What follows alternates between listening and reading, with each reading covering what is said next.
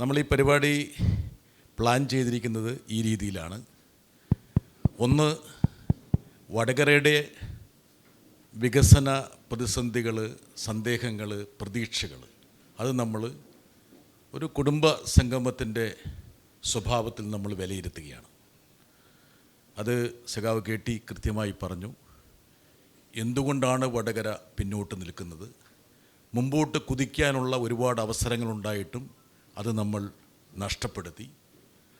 ആ നഷ്ടപ്പെടുത്തിയതിനെ തിരിച്ചു പിടിക്കാൻ വേണ്ടിയിട്ടുള്ള ഒരു പ്രക്രിയ കൂടിയാണ് ഈ തെരഞ്ഞെടുപ്പ്. ഒരു പാർലമെൻറ്റ് അംഗമെന്ന നിലയിൽ ഞാൻ ഈ തെരഞ്ഞെടുപ്പിനെ കാണുന്നത് രണ്ട് പ്രതലത്തിൽ നിന്നുകൊണ്ടാണ്.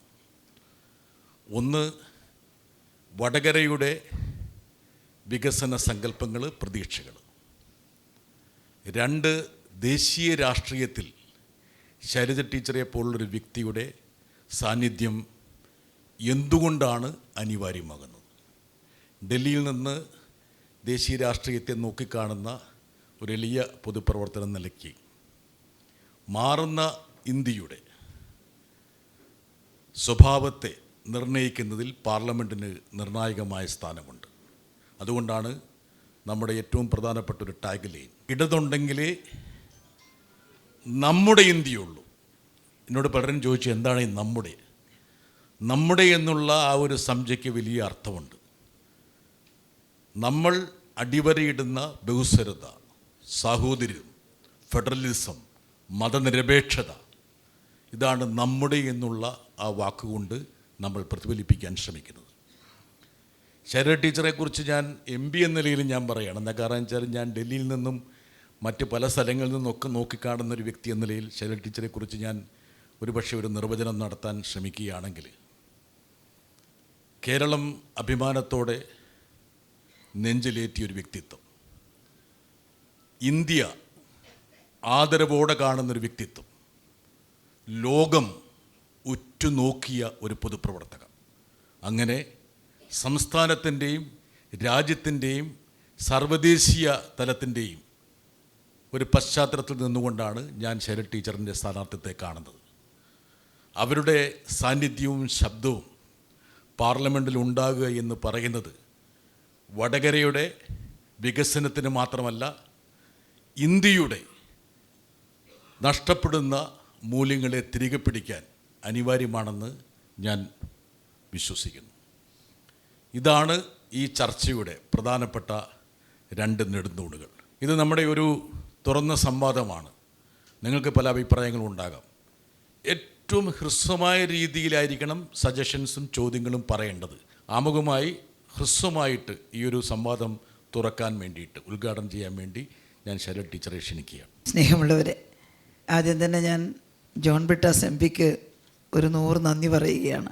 പാർലമെൻറ്റിൽ ബ്രിട്ടാസിൻ്റെ പ്രസംഗം അത് വളരെ അർത്ഥവത്താണ്, വളരെ അർത്ഥസമ്പുഷ്ടമാണ്. അതുപോലെ വളരെ വ്യക്തമായി പറയേണ്ടുന്ന കാര്യങ്ങൾ അവതരിപ്പിച്ചുകൊണ്ട് കേരളത്തിന് വേണ്ടി വാദിച്ചുകൊണ്ടിരിക്കുന്ന ആളാണ് ജോൺ ബ്രിട്ടാസ്.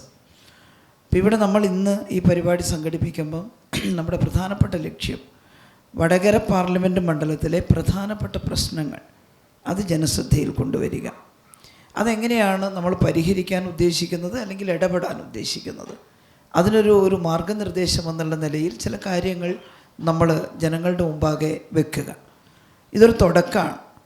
യഥാർത്ഥത്തിൽ വടകര പാർലമെൻറ്റ് മണ്ഡലത്തിൽ വിജയിച്ചാൽ നിങ്ങളിവിടെ ഉന്നയിക്കുന്ന ഓരോ വിഷയങ്ങളും അതെങ്ങനെയാണ് ഇന്ത്യൻ പാർലമെൻറ്റിൽ അവതരിപ്പിക്കുക, എങ്ങനെയാണ് കേന്ദ്ര ഗവൺമെൻറ്റുമായി ബന്ധപ്പെട്ടുകൊണ്ട് അതിൽ പരിഹാരമോ തീരുമാനമോ ഉണ്ടാക്കുക എന്നതിനെക്കുറിച്ച് വിപുലമായ ഇത്തരം ചർച്ചകൾ നമ്മൾ സംഘടിപ്പിക്കും. ഒരുപാട് കാര്യങ്ങളുണ്ട്. ഞാനായിട്ട് ആദ്യം അങ്ങോട്ട് പറയുന്നില്ല, ഒരു കാര്യം മാത്രം പറയാണ്. എനിക്ക് MLA ആയും അതുപോലെ തന്നെ 5 വർഷക്കാലം മന്ത്രിയായും പ്രവർത്തിച്ചതിൻ്റെ അനുഭവമുണ്ട്. ആ അനുഭവത്തിൽ നിന്ന് പ്രധാനമായും മന്ത്രിയായപ്പോൾ ഒട്ടേറെ പ്രശ്നങ്ങൾ ഉയർന്നു വന്നിരുന്നു. 2 കാര്യങ്ങളാണ് ചെയ്യാൻ കഴിഞ്ഞത്. ഒന്ന്, കേരളത്തിലെ ആരോഗ്യ വകുപ്പിനെ ആകെ ഒന്ന് പരിഷ്കരിക്കുക എന്നുള്ളതാണ്. കേരളത്തിൻ്റെ ബഹുമാന്യനായിട്ടുള്ള മുഖ്യമന്ത്രി സഖാവ് പിണറായി അതിന് പ്രത്യേകമായിട്ട് മാർഗനിർദ്ദേശം നൽകിയിരുന്നു. ജനകീയമാക്കുക ആശുപത്രികൾ എന്നത് മാത്രമല്ല, പേഷ്യൻ്റ് ഫ്രണ്ട്ലി ആക്കുക എന്നുള്ളത് മാത്രമല്ല, ആധുനികമാക്കുക എന്നുള്ളതാണ്. നമ്മുടെ മുഖ്യമന്ത്രി എപ്പോൾ പറയുമ്പോഴും ഈ സമകാലികമായിട്ടുള്ള അവസരങ്ങൾ, ഏറ്റവും ആധുനികത എങ്ങനെയാണ് ജനങ്ങൾക്ക് പകർന്നു കൊടുക്കാൻ സാധിക്കുക എന്നാണ് പറയാറ്. എനിക്ക് കിട്ടിയ വകുപ്പിൽ അതിൽ പ്രത്യേക ഒരു മിഷനും നടപ്പിലാക്കിയിരുന്നു. കേരളത്തിൻ്റെ ആരോഗ്യരംഗത്തെ അടിമുടി പരിഷ്കരിക്കാൻ വേണ്ടി ശ്രമിച്ചിട്ടുണ്ട്. കുറേ കാര്യങ്ങൾ ചെയ്യാൻ കഴിഞ്ഞിട്ടുണ്ട്. അതെല്ലാം വിശദമായി പറയുന്നില്ല. പ്രൈമറി തൊട്ടിട്ട് നമ്മൾ തുടങ്ങിയിട്ടുണ്ട്. പ്രൈമറിയെ കുറേ കാലമായിട്ട് ശ്രദ്ധിക്കാതെ പോയിരുന്നു. സ്പെഷ്യാലിറ്റിയിലായിരുന്നു കൂടുതൽ ശ്രദ്ധ. പക്ഷേ നമ്മളെപ്പോഴും പറയുന്നത് prevention is better than cure എന്നാണ്. പ്രിവെൻഷന് നിർദ്ദേശം കൊടുക്കാൻ കഴിയുന്നയിടം പ്രൈമറിയാണ്. ആ പ്രൈമറി തലത്തെ പ്രൈമറി ആശുപത്രികളെ കുടുംബാരോഗ്യ കേന്ദ്രങ്ങളാക്കി മാറ്റിക്കൊണ്ട് അതിനകത്ത് കാലികമായ പരിഷ്കാരങ്ങൾ വരുത്തിക്കൊണ്ട് നമ്മളൊരു വലിയ മാറ്റത്തിനാണ് തുടക്കം കുറിച്ചത്. അതിൻ്റെ ഗുണഫലം ഇപ്പം ഞാൻ ഈ തെരഞ്ഞെടുപ്പ് പര്യടനത്തിന് പോകുമ്പോൾ ചിലയിടത്ത് പറയും ടീച്ചർ എന്ന് വന്ന് FHC ആക്കിയ സ്ഥലമാണിത് എന്നൊക്കെ പറയുമ്പോൾ നമുക്കൊരു സന്തോഷമുണ്ട്. സെക്കൻഡറി ടേഴ്ഷ്യറി ആ ലെവലിൽ വമ്പിച്ച മാറ്റം ഉണ്ടാക്കി മെഡിക്കൽ കോളേജുകളിലടക്കം. അതാണ് ആ മേഖല അങ്ങനെ ശ്രദ്ധിക്കാൻ നമുക്ക് സാധിച്ചു എന്നുള്ളതാണ്. കുറേ പുതിയ പദ്ധതികൾ ഓരോ വിഷയം എടുത്ത് അതിനൊരു പ്രോജക്റ്റ് ഉണ്ടാക്കുക. അതാണ് ഞാൻ ഇന്നിവിടെയും ചർച്ച വരുമ്പോൾ പറയാൻ ഉദ്ദേശിക്കുന്നത്. ഇപ്പം ശിശു മരണനിരക്ക് കുറക്കണം. അതിൻ്റെ ഒരു മാർഗ്ഗമായിട്ട് ഒരു കമ്പോണൻ്റായിട്ട് എടുത്തത് കഞ്ചനിറ്റൽ ഹേർട്ട് ഡിസീസ് അതെങ്ങനെയാണ് പരിഹരിക്കുകയെന്ന്. അതിന് പ്രത്യേക ഒരു പ്രോജക്റ്റ് ഉണ്ടാക്കി. ഹൃദ്യം അതിൻ്റെ സംഘത്തെ ഉണ്ടാക്കി, ഒരു ടീമിനെ ഉണ്ടാക്കി. ആ ടീം വർക്ക് ചെയ്യാൻ തുടങ്ങിയപ്പോൾ നല്ല എഫക്റ്റായിരുന്നു. 7200 കുട്ടികളുടെ ഓപ്പറേഷൻ നടന്നു. ശിശുമരണ നിരക്ക് 12 ഔട്ട് ഓഫ് 1000 ലൈവ് ബർത്ത് ആയിരുന്നു ഞാൻ 2016 വരുമ്പോൾ.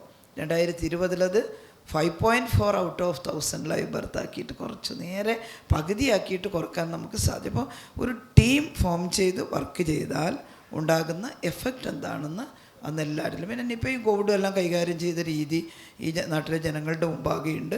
അതിനും team formation, right decision at right time, ശങ്കിച്ച് നിന്നിട്ട് കാര്യമില്ല, തീരുമാനം എടുക്കുക എന്നുള്ളതാണ്. ഗവൺമെൻറ് അതിന് കൊടുക്കുന്ന സപ്പോർട്ട് എന്താണ്, ഇത് അനുഭവത്തിലൂടെ അറിഞ്ഞിട്ടുള്ളത് കൊണ്ട് നമ്മളിവിടെ ഇന്ന് ചർച്ച ചെയ്യാൻ പോകുന്ന വിഷയത്തിൽ എങ്ങനെയാണ് പരിഹാരം കാണുക എന്ന് കണ്ടെത്താൻ പ്രയാസം ഉണ്ടാവില്ല എന്നുള്ളതാണ് പറഞ്ഞത്. ആമുഖമായിട്ട് ഞാൻ ഇത്രയേ പറയുന്നുള്ളൂ. വടകര പാർലമെൻറ്റ് മണ്ഡലത്തിനകത്തെ വികസന പ്രശ്നങ്ങൾ എന്തൊക്കെയാണ്? ഇവിടെ ജനപ്രതിനിധികളും അതുപോലെ തന്നെ വികസന കുതുകികളായിട്ടുള്ള പ്രമുഖരായിട്ടുള്ള ആളുകൾ ഇരിക്കുന്നുണ്ട്. നിങ്ങളുടെ നിർദ്ദേശം വെക്കുന്ന മുറയ്ക്ക് നമുക്ക് എങ്ങനെയാണിത് കൈകാര്യം ചെയ്യുക എന്നുള്ളത് പരിശോധിക്കാം. അപ്പം മൈക്ക് ഇവർക്ക് കൈമാറുകയാണെങ്കിൽ വളരെ ഹ്രസ്വമായിട്ടൊരു 3-4 പേർ സംസാരിച്ച ശേഷം ടീച്ചർ അതിനോട് ഹ്രസ്വമായിട്ട് പ്രതികരിക്കുന്നതാണ്. പേര് KP പ്രതീഷ്, വളയം ഗ്രാമപഞ്ചായത്ത് പ്രസിഡന്റാണ്. ഈ തെരഞ്ഞെടുപ്പിൽ ദേശീയ കേരള രാഷ്ട്രീയത്തോടൊപ്പം തന്നെ ചർച്ച ചെയ്യപ്പെടാൻ പോകുന്ന ഏറ്റവും പ്രധാനപ്പെട്ട പ്രശ്നം ഇതിൻ്റെ തുടക്കത്തിൽ സൂചിപ്പിച്ച ശ്രീ KT സൂചിപ്പിച്ചിട്ടുള്ള വടകരയിലെ വികസന പ്രവർത്തനങ്ങളാണ്. കഴിഞ്ഞ 15 വർഷമായി വടകരയിൽ MP ഇല്ല എന്ന് തന്നെ പറയാം.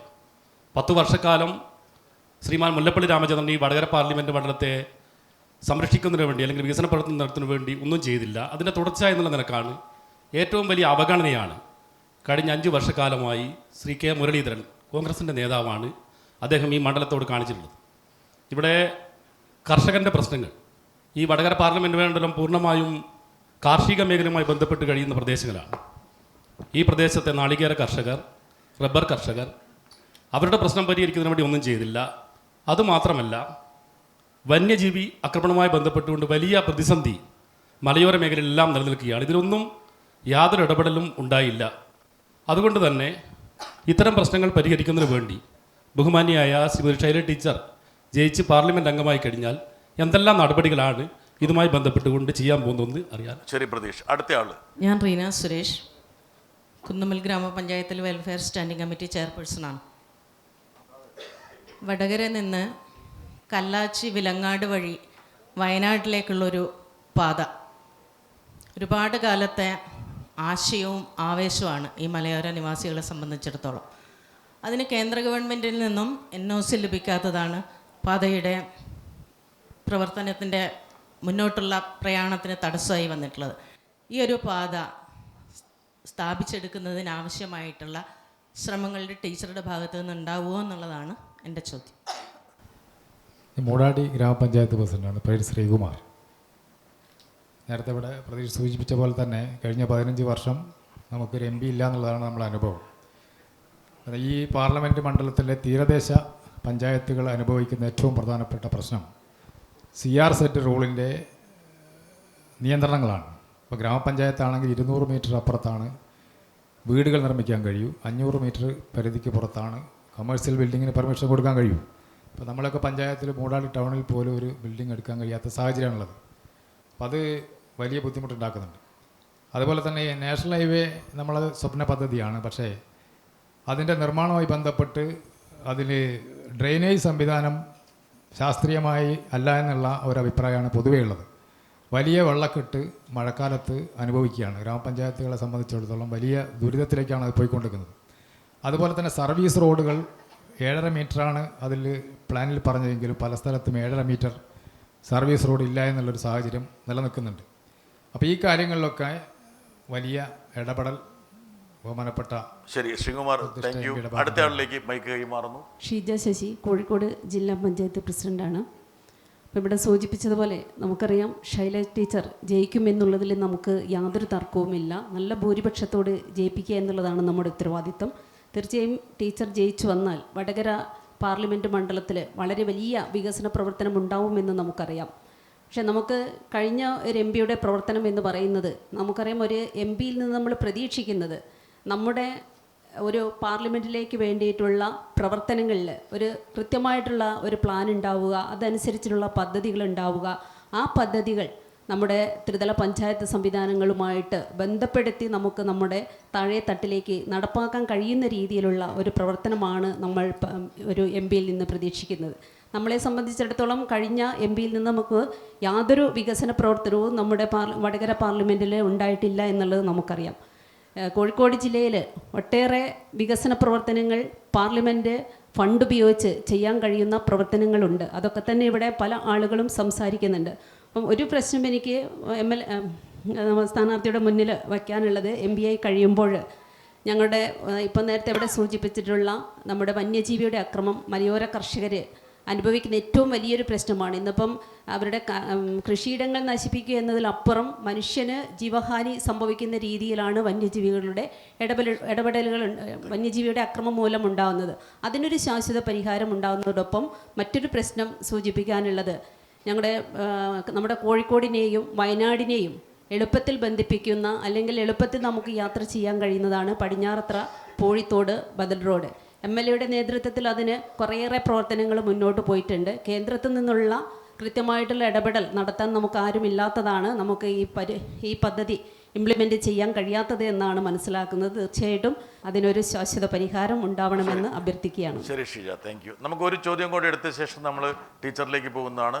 തിക്കോടി, പയ്യോളി, കൊയിലാണ്ടി റെയിൽവേ സ്റ്റേഷൻ്റെ ശോച്യാവസ്ഥ പരിഹരിക്കാനും അതേപോലെ തന്നെ ജനങ്ങളുടെ ചിരകാല സ്വപ്നമായിട്ടുള്ള എക്സ്പ്രസ് ട്രെയിൻ പയ്യോളി സ്റ്റേഷൻ അനുവദിക്കാനും അതിന് വേണ്ടതായ കാര്യങ്ങളൊക്കെ തന്നെ ചെയ്യണം എന്നാണ് സൂചിപ്പിക്കാനുള്ളത്. ശരി ജമീന താത്ത, ടീച്ചറിലേക്ക് വരുവാണ്.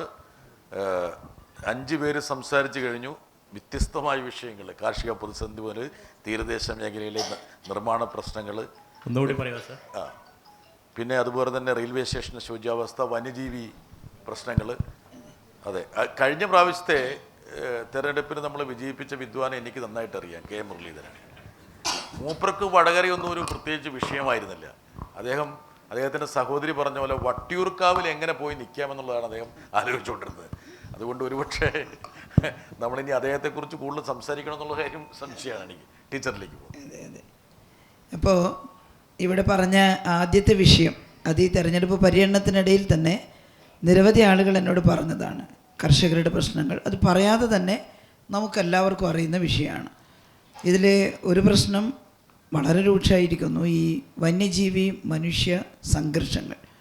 അതിനൊരുപാട് കാരണങ്ങളുണ്ട്, അത് നമ്മളെല്ലാം പരിശോധിച്ചുകൊണ്ടിരിക്കുന്നതാണ്. കാരണം എന്തായാലും ഈ സംഘർഷം എങ്ങനെ കുറക്കാം, എങ്ങനെ പരിഹരിക്കാം, അതാണ് ഏറ്റവും പ്രധാനപ്പെട്ട വിഷയം. സംസ്ഥാന ഗവൺമെൻറ് അതിൽ സാധ്യമായിട്ടുള്ള കുറേ കാര്യങ്ങൾ ചെയ്യുന്നുണ്ട്. പക്ഷേ സംസ്ഥാന ഗവൺമെൻറ് മാത്രം വിചാരിച്ചാൽ ചെയ്യാൻ കഴിയുന്ന പരിഹാരമല്ല അത്. ഞാൻ ഉദ്ദേശിക്കുന്നത് ഈ മേഖലയിലുള്ള MP ആയി കഴിഞ്ഞാൽ ഈ മേഖലയിലുള്ള പ്രധാനപ്പെട്ട വനം വകുപ്പുമായി ബന്ധപ്പെട്ടവരുണ്ട്, കേന്ദ്രത്തിൻ്റെ വനം വകുപ്പുമായി ബന്ധപ്പെട്ട ഉദ്യോഗസ്ഥരുണ്ട്, പരിസ്ഥിതിയുമായി ബന്ധപ്പെട്ട ഉദ്യോഗസ്ഥരുണ്ട്, നമ്മുടെ സംസ്ഥാനത്ത് പ്രഗത്ഭരായിട്ടുള്ള ആളുകളുണ്ട്. അവരെ പ്രധാനപ്പെട്ടവരെ വിളിച്ച് ഒരു പ്രത്യേക വർക്ക്ഷോപ്പ് സംഘടിപ്പിച്ചുകൊണ്ട് ഏതാണ് ഏറ്റവും ഉചിതമായ പരിഹാരമാർഗം, നമുക്കതിലെന്താ ചെയ്യാൻ കഴിയുക, സ്റ്റേറ്റ് ഗവൺമെൻറ് എന്താണ് ചെയ്യേണ്ടത്, കേന്ദ്ര ഗവൺമെൻറ് എന്താണ് ചെയ്യേണ്ടത്, കേന്ദ്ര ഗവൺമെൻറ് എൻ്റെ അഭിപ്രായത്തിൽ പ്രത്യേക പ്രോജക്റ്റ് തന്നെ തയ്യാറാക്കണം ഈ വന്യജീവി സംഘർഷം പരിഹരിക്കാൻ. പ്രോജക്റ്റ് മാത്രം പോരാ, അതിന് പണം അനുവദിക്കണം. അപ്പോൾ നമ്മളെല്ലാവരും പ്രതീക്ഷ ഇന്ത്യ മുന്നണി കേന്ദ്രത്തിൽ വരും എന്നുള്ളതാണ്. എങ്ങനെയായാലും ആരാണോ അവിടെ കേന്ദ്രത്തിൽ ഭരിക്കുന്നത് അവർ ആ ഗവൺമെൻറ്റുമായി ബന്ധപ്പെട്ട് ഇതിന് പരിഹാരം കാണാൻ പ്രത്യേക പദ്ധതി നമുക്ക് അനുവദിച്ച് കിട്ടണമെന്നുള്ളതാണ്. അതിൽ ഈ വന നിയമങ്ങളിൽ തന്നെ ചില മാറ്റങ്ങൾ, വന്യജീവികളുമായി ബന്ധപ്പെട്ട നിയമങ്ങളിൽ ചില അമെൻമെൻറ്റ് നമുക്ക് ആവശ്യമായിട്ട് വരും. ചില സ്പീഷീസ് ആവശ്യത്തിലധികം പെരുകുമ്പോൾ അതിനെന്ത് ചെയ്യണം, അത് സ്വാഭാവികമായിട്ടും ശാസ്ത്രീയമായി പറയുന്നുണ്ട്, പക്ഷേ നടപ്പിലാക്കാൻ കഴിയുന്നില്ല. ഇപ്പോൾ ഏറ്റവും പ്രധാനപ്പെട്ട പന്നി പെരുകുമ്പോൾ പന്നിയെ ഒരു ക്ഷുദ്രജീവിയായിട്ട് അംഗീകരിക്കണം എന്ന് നമ്മൾ നിരവധി തവണ കേരളം ആവശ്യപ്പെട്ടിട്ടുണ്ട്. പക്ഷേ പന്നിയെ വെടിവെക്കാം, പക്ഷേ കൊന്നു കഴിഞ്ഞാൽ അത്യാവശ്യം ആത്മരക്ഷയ്ക്ക് ചെയ്തു കഴിഞ്ഞാൽ അതിൻ്റെ മാംസം ഭക്ഷിക്കാൻ കഴിയില്ല എന്നൊക്കെ പറയുന്ന ഒരു യാന്ത്രികമായിട്ടുള്ള നടപടികളാണ് ചിലതിൽ വരുന്നത്. അപ്പോൾ നമുക്ക് ചർച്ചയുടെ ഭാഗമായിട്ടല്ല വിദഗ്ധരും ആകുമ്പോൾ കുറേയും കൂടി വ്യക്തമായിട്ടുള്ള അഭിപ്രായം കിട്ടും. ഞാൻ പാർലമെൻറ്റിലും കിട്ടുന്ന അവസരത്തിൽ, ഇപ്പോൾ വിട്ട് അസംബ്ലിക്കൊക്കെ അറിയാം അവിടെ എങ്ങനെയാണ് അവസരം, അവരുടെ എല്ലാം ഉപദേശ നിർദ്ദേശങ്ങൾ സ്വീകരിച്ച് അവസരം ഉണ്ടാക്കാൻ ശ്രമിക്കാം. ആ അവസരത്തിൽ ആദ്യം ഉന്നയിക്കാൻ ആഗ്രഹിക്കുന്നത് ഈ കർഷകരുടെ പ്രശ്നങ്ങളാണ്. അതിൽ വന്യജീവി നിന്ന് എങ്ങനെ രക്ഷ നേടാം. ഞാനത് വിശദമായി പോകുന്നതുകൊണ്ട് സമയം ചുരുക്കാണല്ലോ. പല മാർഗ്ഗങ്ങൾ നമ്മൾ പരീക്ഷിച്ചിട്ടുണ്ട്.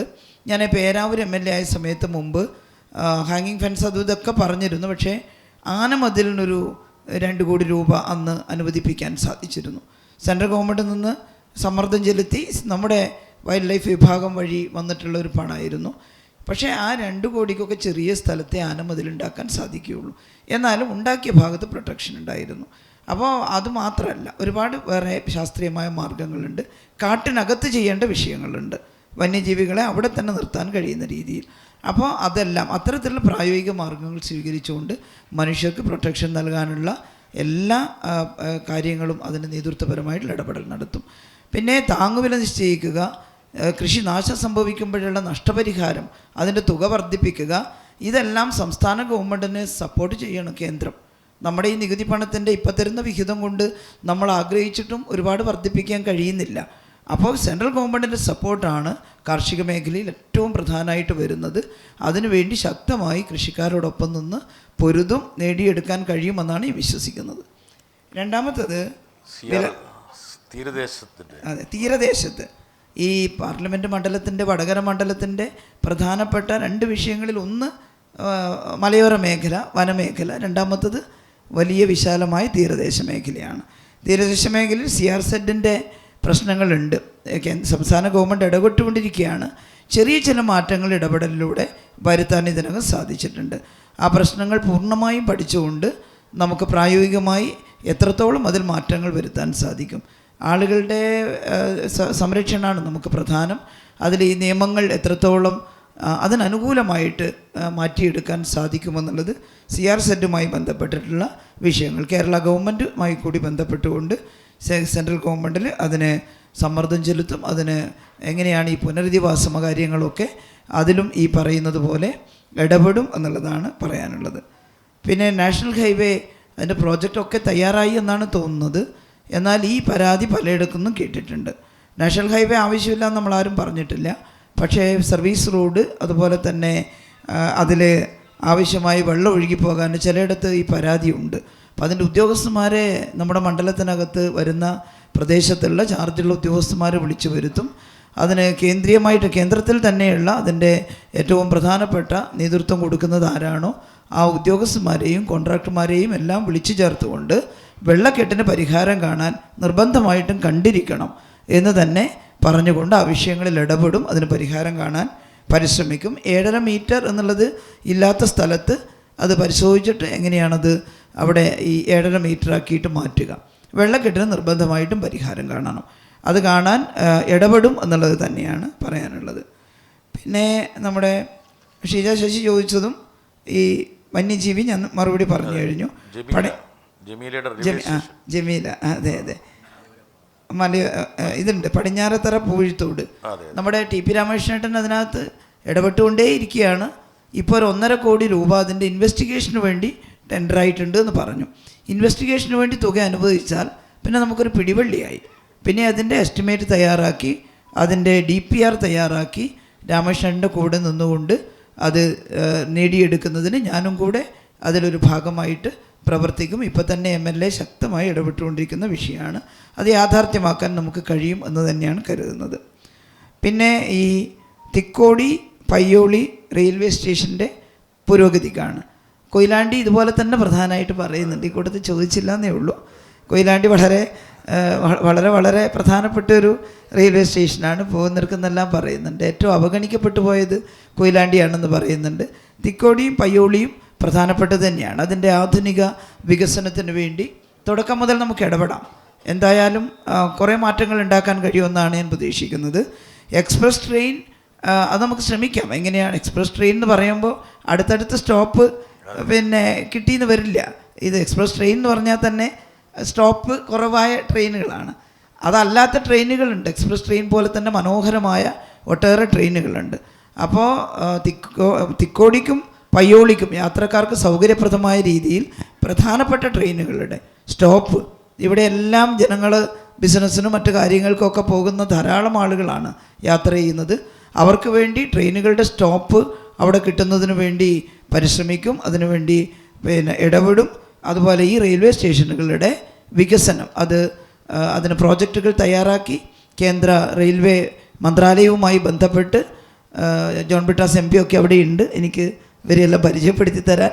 അപ്പോൾ അദ്ദേഹത്തിൻ്റെയൊക്കെ സഹായത്തോടു കൂടി അതിനുവേണ്ടി പരിശ്രമിക്കും. ഈ വികസന പ്രവർത്തനങ്ങളിലെല്ലാം സജീവമായി ഇടപെടും. ജനപ്രതിനിധികളെ എല്ലാവരെയും കൂടെ നിർത്തിക്കൊണ്ട്. അടുത്ത ബാച്ച് ക്വസ്റ്റ്യൻസിലേക്ക് പോകുന്നതിന് മുമ്പ് എനിക്കൊരു ചെറിയൊരു കാര്യം പറയാനുണ്ട്. ഈ വന്യജീവി ശല്യം സംബന്ധിച്ച് ഞങ്ങളെപ്പോലുള്ള ഇടതുപക്ഷ MP-മാർ ഒരു 1/2 ഡസൻ പ്രാവശ്യമെങ്കിലും വനം മന്ത്രിയെ കണ്ടിട്ടുണ്ട്, ഭൂപേന്ദ്ര യാദവിനെ. പക്ഷേ ഇന്നേ വരെ ഏറ്റവും കൂടുതൽ വന്യജീവി ശല്യമുള്ള വയനാടിൻ്റെ MP-യോ വടകരയുടെ MP-യോ ഇതുവരെ അത്തരത്തിലൊരു കൂടിക്കാഴ്ച വനം മന്ത്രിയുമായി നടത്തിയിട്ടില്ല. ഇത് 2, ഈ 1972 നിയമനിർമ്മാണം, കോൺഗ്രസ് ഉണ്ടാക്കിയ നിയമം, അത് ഭേദഗതി ചെയ്യാത്തത് BJP, പക്ഷേ പഴി ഇടതുപക്ഷത്തിന്. ഇതാണ് ഇന്നത്തെ കാലിക യാഥാർത്ഥ്യം. 2, ടീച്ചറുടെ ഏറ്റവും പ്രധാനപ്പെട്ട ദൗത്യങ്ങളിലൊന്ന് ഈ ദേശീയപാത നിർമ്മാണവുമായി ബന്ധപ്പെട്ട് അണ്ടർപാസിനും ഓവർപാസിനും മറ്റുള്ള നിർദ്ദേശങ്ങളായിരിക്കും. ഞങ്ങളിപ്പോൾ ഞങ്ങളുടെ സമയം ഏറ്റവും കൂടുതൽ ചെലവഴിക്കുന്ന ഒരു കാര്യം അതിനു വേണ്ടിയാണ്. എന്താ കാരണം എന്ന് വെച്ചാൽ ഇതിൻ്റെ ഡിസൈൻ ആവിഷ്കരിച്ചപ്പോൾ പലപ്പോഴും ജനങ്ങൾക്ക് ഇത് എന്താണെന്ന് മനസ്സിലായില്ല. പക്ഷെ ഇപ്പോഴാണ് അതിൻ്റെ ഉയരവും മറ്റുള്ള വ്യാപ്തിയും ഒക്കെ മനസ്സിലായത്. അതുകൊണ്ട് തെരഞ്ഞെടുപ്പിന് ശേഷം നിങ്ങൾ ഏറ്റവും കൂടുതൽ ഉന്നയിക്കാൻ പോകുന്നൊരു വിഷയം ദേശീയപാതയുമായി ബന്ധപ്പെട്ടതായിരിക്കുമെന്ന് ഞാൻ ഓർമ്മിക്കുന്നു. നമ്മൾ അടുത്ത ബാച്ചിലേക്ക് പോവുകയാണ്. നമ്മൾ കുറച്ചുകൂടെ ഹ്രസ്വമാക്കുകയാണെങ്കിൽ കൂടുതൽ ആൾക്കാർക്ക് ഈ വികസന സംവാദത്തിൽ പങ്കെടുക്കാൻ കഴിയും. അടുത്ത ആളിലേക്ക് പോകും. 2 ചെറിയ കാര്യങ്ങളാണ്. ഒന്ന്, നമ്മുടെ പേര് ശശിധരൻ, മണിയൂരിലാണ്, മണിയൂർ ഗ്രാമപഞ്ചായത്ത് മെമ്പറാണ്. നമ്മുടെ വടകര പാർലമെൻറ്റിൽ വളരെ പ്രധാനപ്പെട്ട കുറ്റ്യാടിപ്പുഴ. ആ കുറ്റ്യാടിപ്പുഴയിലെ ഇപ്പോൾ അറബിക്കടലിനോട് ചേരുന്നത് വടകരക്കടുത്ത് വെച്ച് മൂരാട് വെച്ചിട്ടാണ്. അപ്പോൾ അവിടെ ഒരു റെഗുലേറ്റർ കം ബ്രിഡ്ജ് സ്ഥാപിക്കുകയാണെങ്കിൽ അങ്ങോട്ടേക്ക് കുറ്റ്യാടിപ്പുഴയിലേക്ക് ഉപ്പുവെള്ളം കയറുന്നതിനെ തടയാൻ പറ്റും. അങ്ങനെ ഒരുപാട് പഞ്ചായത്തുകളിലെ കുടിവെള്ള പ്രശ്നം ഇന്നിപ്പോൾ അവിടെ വലിയ പ്രശ്നമായി കിടക്കുന്നത് ഈ പുഴയിൽ എമ്പാടും ഉപ്പുവെള്ളമാണെന്ന് അതിൻ്റെ സമീപ പ്രദേശങ്ങളിലുള്ള എല്ലാ കിണറുകളും പ്രശ്നം അനുഭവിക്കുന്നുണ്ട്. അതുകൊണ്ട് അങ്ങനെ ഒരു റെഗുലേറ്റർ കം ബ്രിഡ്ജ് സ്ഥാപിച്ചു കഴിഞ്ഞാൽ കുറേയേറെ പഞ്ചായത്തുകളുടെ കുടിവെള്ള പ്രശ്നം, അതുപോലെ കൃഷി വലിയ തോതിൽ മെച്ചപ്പെടുമെന്നുള്ളതാണ്. അതിനുവേണ്ടി ടീച്ചർ വേണ്ട കാര്യങ്ങൾ ചെയ്യണം. രണ്ടാമത്തെ കാര്യം ഒറ്റ വാക്യത്തിൽ പറയാം. നമ്മുടെ മണിയൂർ പഞ്ചായത്തിൽ UDF വാഗ്ദാനം ചെയ്യുകയും പഞ്ചായത്തിൻ്റെ സ്ഥലം ഏക്കർ കണക്കിന് ഭൂമി നൽകുകയും ചെയ്തിട്ടുള്ള ഇഗ്നോ, ഇന്ദിരാഗാന്ധി ഓപ്പൺ യൂണിവേഴ്സിറ്റി ആയിട്ട് ബന്ധപ്പെട്ടിട്ട്. അപ്പോൾ ഒരുപാട് വർഷങ്ങളായിട്ട് അതിങ്ങനെ കാട് പിടിച്ച് കിടക്കുകയാണ്. അപ്പോൾ അത് ഒന്നുകിൽ യൂണിവേഴ്സിറ്റിക്ക് യാഥാർത്ഥ്യമാവണം, അല്ലെങ്കിൽ അത്രയും ഏക്കർ ഭൂമി പഞ്ചായത്തിന് തിരിച്ചു നൽകുകയാണെങ്കിൽ പഞ്ചായത്തിൻ്റെ വികസന പ്രവർത്തനങ്ങൾക്ക് അത് വലിയ കാര്യമായിരിക്കും. എൻ്റെ പേര് NM ബിജു, ഏറാമല ഗ്രാമപഞ്ചായത്ത് മെമ്പറാണ്. വടകര ലോകസഭാ മണ്ഡലം ഏറ്റവും കൂടുതൽ നാളികേര കർഷകർ ജീവിക്കുന്ന 10,000 കണക്കിന് നാളികേര കർഷകർ ജീവിക്കുന്ന ഒരു പ്രദേശമാണ്. ഏറ്റവും ഗുണനിലവാരമുള്ള കുറ്റ്യാടി തേങ്ങ ഉൽപ്പാദിപ്പിക്കുന്നത് ഈ മണ്ഡലത്തിലാണ്. ആസിയാൻ കരാർ ഉൾപ്പെടെ നടപ്പിലാക്കിയതോടുകൂടി ഇന്ത്യയിലേക്ക് തേങ്ങ കണ്ടമാനം ഇറക്കുമതി ചെയ്തതോടുകൂടി നാളികേര കർഷകരുടെ സ്ഥിതി വളരെ ദുരിതപൂർണ്ണമാണ്. നാളികേര കർഷകരുടെ ഏറ്റവും വലിയ ആവശ്യമാണ് നാളികേരത്തിൽ നിന്ന് മൂല്യവർദ്ധിത ഉൽപ്പന്നങ്ങൾ ഉൽപ്പാദിപ്പിച്ചുകൊണ്ട് ഒരു നാളികേര വ്യവസായ പാർക്ക് എന്നുള്ളത് എക്കാലത്തെയും ജനങ്ങളുടെ ആവശ്യമാണ്. അത് പൂർത്തീകരിക്കുന്നതിന് വേണ്ടിയുള്ള ഇടപെടലുകൾ ഉണ്ടാകുമോ? ഓക്കെ ബിജു. ഒരു ചോദ്യം കൂടി ഉണ്ട്. വടകര അതുപോലെ തന്നെ പരമ്പരാഗത നെയ്ത്ത് തൊഴിലാളികളുള്ള പ്രദേശമാണ്. ഒട്ടേറെ നെയ്ത്ത് ഗ്രാമങ്ങൾ ഈ മണ്ഡലത്തിലുണ്ട്. ഇന്ന് നെയ്ത്ത് തൊഴിലാളികളുടെ ജീവിതം വളരെ ദുരിതപൂർണ്ണമാണ്. വൈവിധ്യവൽക്കരണത്തിലൂടെ ഈ നെയ്ത്ത് മേഖലയെ സംരക്ഷിക്കുന്നതിന് വേണ്ടിയുള്ള എന്ത് ഇടപെടലാണ് MP എന്ന നിലക്ക് ചെയ്യാൻ കഴിയുക? പേര് സുധ, കൊയിലാണ്ടി നഗരസഭ ചെയർപേഴ്സണാണ്. റെയിൽവേ സ്റ്റേഷൻ്റെ കാര്യം ശൈലജ ടീച്ചർ പറഞ്ഞു കഴിഞ്ഞു. മലബാറിലെ ഏറ്റവും അവഗണിക്കപ്പെട്ട ഒരു റെയിൽവേ സ്റ്റേഷനാണ് കൊയിലാണ്ടി റെയിൽവേ സ്റ്റേഷൻ.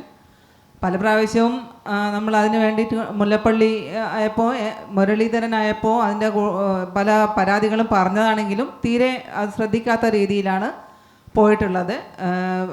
പാത ഇരട്ടിപ്പിക്കുന്നതിൻ്റെ ഭാഗമായിട്ടൊക്കെ വളരെ ബുദ്ധിമുട്ടാണ്. മാത്രമല്ല അതിൻ്റെ ഓഫീസും മറ്റുള്ള പ്രവർത്തനങ്ങളൊക്കെ വർഷങ്ങളായിട്ട് എഴിഞ്ഞു പോകുന്ന ഒരവസ്ഥയാണ്. കൂടാതെ മഴ കൊള്ളാതെ തന്നെ ഒരാൾക്കോ ട്രെയിനിലേക്ക് കയറാൻ പറ്റില്ല. കോവിഡിന് ശേഷം നിർത്തലാക്കിയ ട്രെയിനുകൾ പുനഃസ്ഥാപിച്ചിട്ടില്ല. ബാംഗ്ലൂർ ഭാഗത്തേക്കൊക്കെ പോകുന്ന ആളുകൾക്ക് ഇപ്പോൾ ഒരൊറ്റൊരു ട്രെയിനാണുള്ളത്. അപ്പോൾ പലപ്പോഴും പല പരാതികളും വന്നുകൊണ്ടിരിക്കുകയാണ്. കൂടാതെ 22,500ഓളം കുട്ടികൾ പഠിക്കുന്ന ഒരു സ്കൂള്, പന്തലായനി ഹയർ സെക്കൻഡറി സ്കൂളുണ്ട്. അപ്പോൾ അത് കുട്ടികൾ റെയിൽ ക്രോസ് ചെയ്ത് വരുന്ന സമയത്തുള്ള ബുദ്ധിമുട്ട്, അങ്ങനെയുള്ള ഒരുപാട് പ്രശ്നങ്ങൾ കൊയിലാണ്ടി റെയിൽവേ സ്റ്റേഷനുമായിട്ട് ബന്ധപ്പെട്ടിട്ട് പറയാനുണ്ട്. പിന്നെ കൂടാതെ കൊയിലാണ്ടി ഹാർബറിന് വളരെയേറെ പ്രവർത്തനങ്ങൾ ഹാർബറിൻ്റേതായിട്ട് ഇനിയും നടന്നു വരേണ്ടതായിട്ടുണ്ട്. അപ്പോൾ എനിക്ക് തോന്നുന്നു ശൈലജ ടീച്ചറുടെ ഒരു പര്യടനം അടുത്തത് ആ ഭാഗത്തേക്കാണുള്ളത്. തീർച്ചയായിട്ടും ആ ഭാഗത്തുനിന്ന് കുറേയേറെ പരാതികൾ അവിടുന്ന് ടീച്ചർക്ക് കിട്ടും. ടീച്ചറെ കാത്തിരിക്കുന്നുണ്ട് അവിടെ. കൂടാതെ ഒരു മറൈൻ എഞ്ചിനീയറിംഗ് കോളേജ് കൂടി അവിടെ സ്ഥാപിച്ച് കിട്ടാൻ വേണ്ടിക്കൊണ്ടുള്ള ഒരു നടപടി കൂടി ശൈലജ ടീച്ചർ MP ആയി വരുന്ന മുറയ്ക്ക് ഉണ്ടാകണമെന്നാണ് എനിക്ക് പറയാനുള്ളത്. ശരി സുധ മാഡം. അടുത്ത ആളിലേക്ക് പോകുന്നത് നമ്മൾ. പേര് നഫീസ ഊട്ടി, കുറ്റ്യാടി ഗ്രാമപഞ്ചായത്ത് പ്രസിഡൻ്റാണ്. നമ്മളിപ്പോൾ നിലവിൽ തൊഴിലുറപ്പ് മേഖലയിൽ വലിയ പ്രതിസന്ധി നിലനിൽക്കുകയാണല്ലോ. ആ ഒരു പ്രതിസന്ധി പരിഹരിക്കാനായി ശൈലജ ടീച്ചർ ഇടപെടണമെന്നുള്ള അഭ്യർത്ഥനയാണ് വെക്കാനുള്ളത്. Thank you. സതീശ് മാഷ് വടകര നഗരസഭാ കൗൺസിലറാണ്. ഈ ആർട്ടിഫിഷ്യൽ ഇൻ്റലിജൻസിൻ്റെയും സ്റ്റാർട്ടപ്പുകളുടെയും ലോകമാണ്. ഒരു 10-15 വർഷത്തെ മുന്നിൽ കണ്ടുകൊണ്ട് അതിൻ്റെ സാധ്യതകളും പരിമിതികളും മനസ്സിലാക്കി ഭാവി തലമുറയുടെ ജോലി സാധ്യതയ്ക്ക് വേണ്ടി എന്തൊക്കെ ചെയ്യാൻ കഴിയും, അതുപോലെ വടകരയെ ഒരു സ്പോർട്സ് ഹബ്ബാക്കി മാറ്റാൻ വ്യാവസായിക മേഖലയിലെ വളർച്ചയ്ക്ക് വേണ്ടി ഇതിനെയൊക്കെ ഉപയോഗപ്പെടുത്തിക്കൊണ്ട് എന്ത് ചെയ്യാൻ കഴിയുമെന്നുള്ളതാണ് ചോദ്യം. ഈ വടകര എന്ന് പറയുമ്പോൾ നമ്മുടെ മനസ്സിലേക്ക് വരുന്ന വോളിബോളായിരുന്നു. ഇപ്പോൾ ഉണ്ടോ വോളിബോളൊക്കെ? ഉണ്ടല്ലേ? ഓക്കെ. ടീച്ചർ നല്ലൊരു സ്പോർട്സ് താരം കൂടിയാണ് കേട്ടോ. അതെ. എൻ്റെ പേര് ഭാസ്കരൻ, മുടാടി ഗ്രാമപഞ്ചായത്ത് ആരോഗ്യ വിദ്യാഭ്യാസ സ്റ്റാൻഡിംഗ് കമ്മിറ്റി ചെയർമാനാണ്. എനിക്ക് പറയാനുള്ളത്, നമ്മുടെ മണ്ഡലത്തിലെ ഏക പൊതുമേഖലാ സ്ഥാപനമാണ്, ഇലക്ട്രോണിക് സ്ഥാപനമാണ് കെൽട്രോൺ. 13 ഏക്കർ സ്ഥലം അതിനിപ്പോൾ നിലവിലുണ്ട്. ഈ നമ്മുടെ LDF സർക്കാർ വരുമ്പോൾ മാത്രമാണ് എന്തെങ്കിലും സഹായങ്ങൾ കിട്ടാറുള്ളൂ. കേന്ദ്ര ടീച്ചർ MP ആയി വന്നു കഴിഞ്ഞാൽ ഈ സ്ഥാപനം 13 ഏക്കറുണ്ട്, അവിടെ ഒരു ഇൻഡസ്ട്രിയൽ എസ്റ്റേറ്റ് സ്ഥാപിക്കാനുള്ളത് നടത്താൻ പറ്റുമോ? ഈ നേരത്തെ സ്റ്റേഷൻ്റെ കാര്യങ്ങളൊക്കെ പറഞ്ഞു. നമ്മുടെ മണ്ഡലത്തിൽ ഹാൾട്ടിംഗ് സ്റ്റേഷനുകളുണ്ട്. നേരത്തെ കോവിഡ് വരുന്നതിന് മുന്നേ എല്ലാ സ്റ്റേഷനുകളിലും അപ്പ് ആൻഡ് ഡൗൺ 3-4 ട്രെയിനുകൾ പോയ ട്രെയിനായിരുന്നു. ഇപ്പം 2 ട്രെയിനുള്ളൂ. അത് പുനഃസ്ഥാപിക്കുക. അതോടൊപ്പം തന്നെ ഈ സ്റ്റേഷനുകളിൽ ആൾക്കാർക്ക് കയറാനുള്ള ബുദ്ധിമുട്ടുണ്ട്. അതൊന്ന് കുറച്ച് പുരോഗമിക്കാനുള്ള ഒരു പ്രവർത്തനം ടീച്ചർക്ക് ചെയ്യാൻ പറ്റുമോ?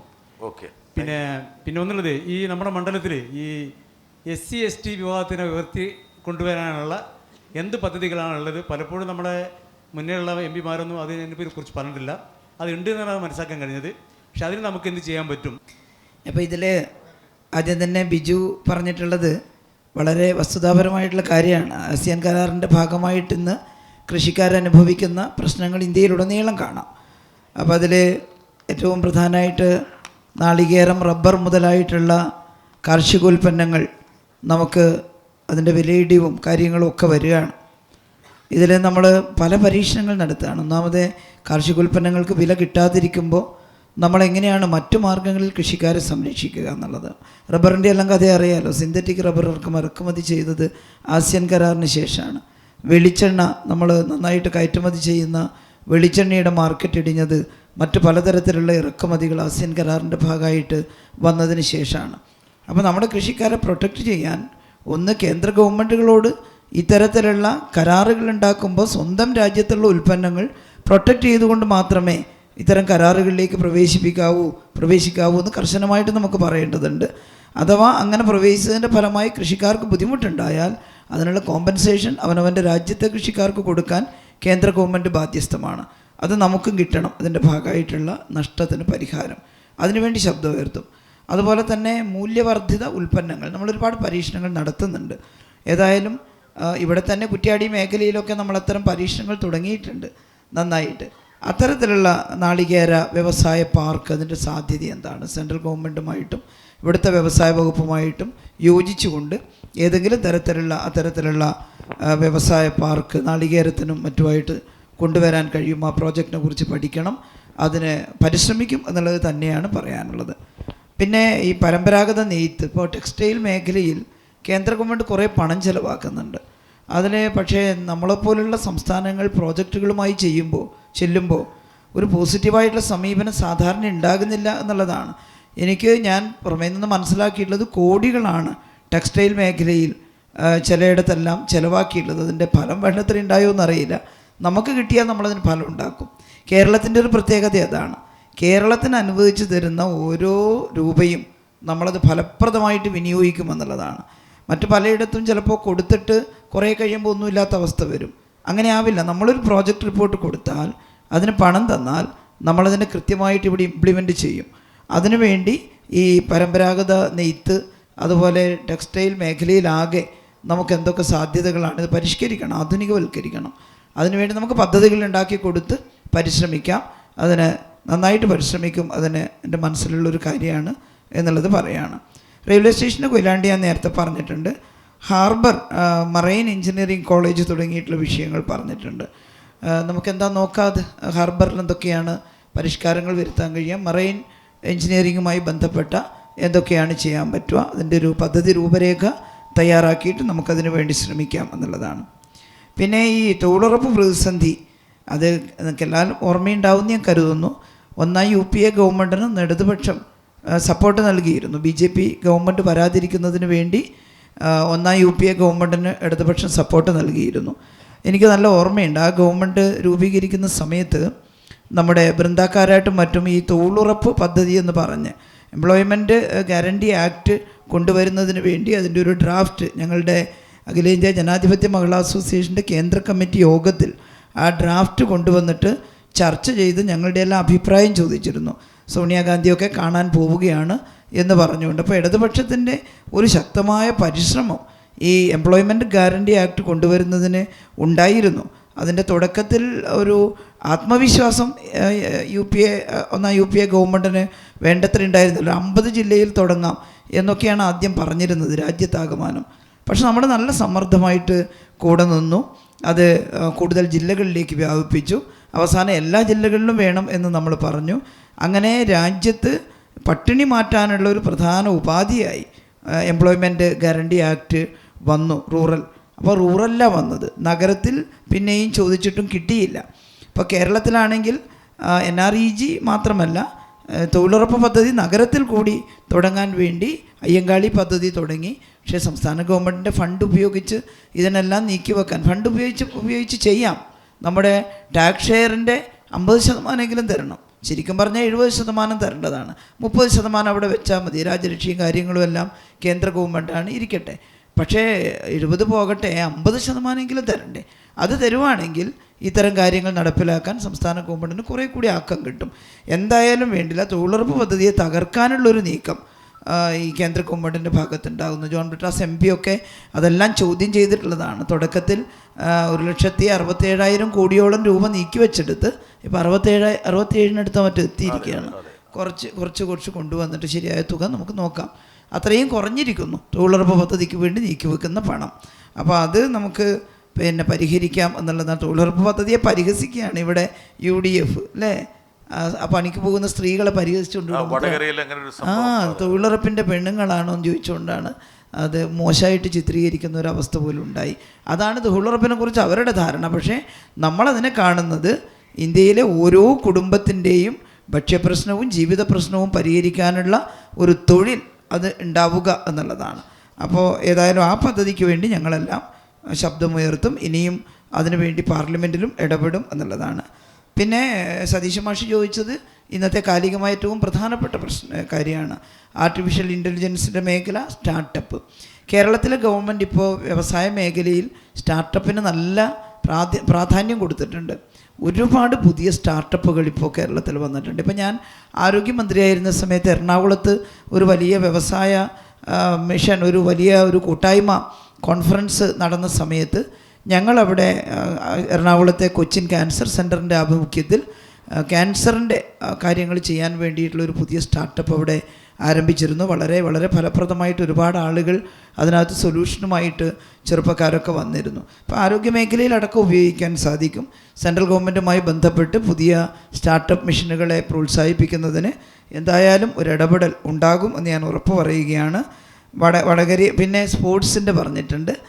സ്വാഭാവികമായിട്ടും വടകര ഈ കോഴിക്കോട് മേഖല ആകെ സ്പോർട്സുമായിട്ട് വലിയ ബന്ധമുള്ള അല്ലെങ്കിൽ വലിയ ഉയരും ആവേശവും കാണിക്കുന്ന ഒരു മേഖലയാണ്. അതനുസരിച്ച് എന്താണ് ചെയ്യാൻ കഴിയുക സ്പോർട്സ് മേഖലയിൽ എന്നുള്ളതും പരിശോധിക്കും. വ്യാവസായിക മേഖലയുടേത് പറഞ്ഞു. ഇതെല്ലാം ഇവിടുത്തെ MLA-മാർ ഇവർ എല്ലാവരും ആവശ്യമുണ്ട് ഇപ്പോൾ ഇവിടെ കൂടിയിരിക്കുന്നുണ്ട്. മറ്റുള്ളവരുമായിട്ടും ഒക്കെ ഡിസ്കസ് ചെയ്തുകൊണ്ട് ഞങ്ങൾ കൂട്ടായി എന്താണ് സെൻട്രൽ ഗവൺമെൻറ്റിൽ നിന്ന് ഈ ആർട്ടിഫിഷ്യൽ ഇൻ്റലിജൻസിലും സ്റ്റാർട്ടപ്പിലും സ്പോർട്സിലുമെല്ലാം ലഭ്യമാവുക, അതിനുവേണ്ടി ഞങ്ങൾ ഒരുമിച്ച് പരിശ്രമിക്കും. പിന്നെ കെൽട്രോൺ പറഞ്ഞത് ശരിയാണ്. 17 ഏക്കർ സ്ഥലം ഉണ്ട് ഇൻഡസ്ട്രിയൽ എസ്റ്റേറ്റ് ആക്കാൻ. സാധാരണ ഇത്തരത്തിലുള്ള കെൽട്രോൺ പോലുള്ള സ്ഥാപനങ്ങളെ പ്രോത്സാഹിപ്പിക്കുന്നൊക്കെ കേന്ദ്ര ഗവൺമെൻറ് ഇങ്ങനെ പറഞ്ഞുകൊണ്ടേയിരിക്കുന്നുണ്ട്. പക്ഷേ അതുമായി ബന്ധപ്പെട്ട വകുപ്പുകളൊന്നും കാര്യമായിട്ട് നമുക്ക് വേണ്ടത് പ്രധാനമായും സാമ്പത്തിക സഹായമാണ്. അതുപോലെ പുതിയ സാങ്കേതിക വിദ്യകളുടെ സഹായവും നമുക്ക് വേണം. അപ്പോൾ അത് കിട്ടാൻ വേണ്ടി ഞങ്ങൾ ഒരുമിച്ച് പരിശ്രമിക്കുമെന്നുള്ളതാണ്. പിന്നെ ട്രെയിനുകൾ പുനഃസ്ഥാപിക്കുക, ഞാൻ നേരത്തെ പറഞ്ഞതാണ് ആ മറുപടി. അത് നമുക്ക് നോക്കാം. സ്റ്റേഷൻ ആധുനിക വിളിക്കുന്ന കാര്യം, കയറാനുള്ള ബുദ്ധിമുട്ട്, അതൊക്കെ പറയാം. പിന്നെ SC/ST വിഭാഗത്തിന് വേണ്ടി പ്രത്യേക പദ്ധതി, അപ്പോൾ അതിലൊരു പ്രോജക്റ്റ് നമുക്ക് ഉണ്ടാക്കാം. നബാർഡ് പോലുള്ള സ്ഥാപനങ്ങളൊക്കെയായി ബന്ധപ്പെട്ടുകൊണ്ട് ചില പ്രോജക്റ്റുകൾ ഉണ്ടാക്കാൻ കഴിയും, പദ്ധതികൾ. ഇപ്പോൾ കേരള ഗവൺമെൻറ് കുറേ കാര്യം ചെയ്തിട്ടുണ്ട്. മൊത്തത്തിൽ SC/ST വിഭാഗത്തിൻ്റെ ഡെവലപ്മെൻറ്റിന് വേണ്ടി സെൻട്രൽ ഗവൺമെൻറ്റുമായി ബന്ധപ്പെടും. പലപ്പോഴും ഒരു ഫണ്ട് തരാൻ മടി കാണിക്കുകയാണ്. എന്നാലും പ്രോജക്റ്റ് ഉണ്ടാക്കി സമീപിക്കുമ്പം കുറേ കിട്ടും എന്നുള്ള ഒരു പ്രതീക്ഷയെ തന്നെയാണ് ഞാൻ അത് ചെയ്യാം. പിന്നെ ഇവിടെ സ്ഥലം ഏറ്റെടുത്തൊന്നും വിട്ടുകൊടുക്കുന്ന പ്രശ്നമൊന്നുമില്ല. അവിടെ കൊണ്ടുവരാൻ കഴിയുമോ എന്നുള്ളത് പരിശ്രമിക്കലാണല്ലോ. അപ്പോൾ ഏറ്റെടുത്ത സ്ഥലം കൊടുക്കുന്നതിനെ കുറിച്ചല്ല, അത് ബ്രിട്ടാസ് MP അപ്പം തന്നെ പറഞ്ഞു നമുക്കതിന് പദ്ധതി കിട്ടുമോ എന്നുള്ള പരിശ്രമം തന്നെയാണ് നടത്തുക. അത് നമുക്ക് നടത്താം. ഓക്കെ, ശശിധരൻ്റെ ഭീഷണി ചിലവാകുന്നില്ല കേട്ടോ. അപ്പോൾ നമ്മൾ അടുത്തേക്ക് എന്തോട് റെഗുലേറ്റർ കം ബ്രിഡ്ജ്.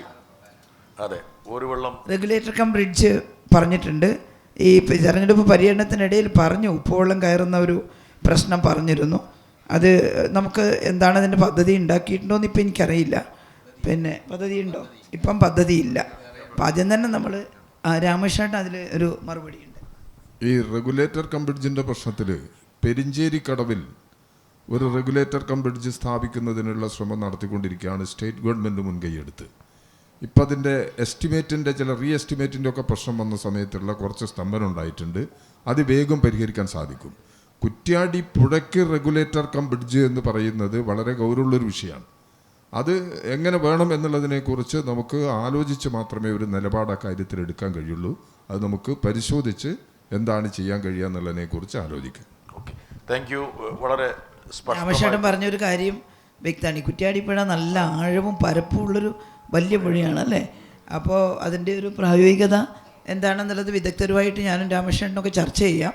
എന്നിട്ട് പ്രശ്നം എന്തായാലും പരിഹരിക്കണം. ഉപ്പുവെള്ളത്തിൻ്റെ ആ പരിഹരിക്കാൻ എന്താ മാർഗം എന്നുള്ളത് നമുക്ക് കണ്ടെത്താം. പരിഹാരം പ്രതിസന്ധിയെ വർദ്ധിപ്പിക്കാൻ പാടില്ല.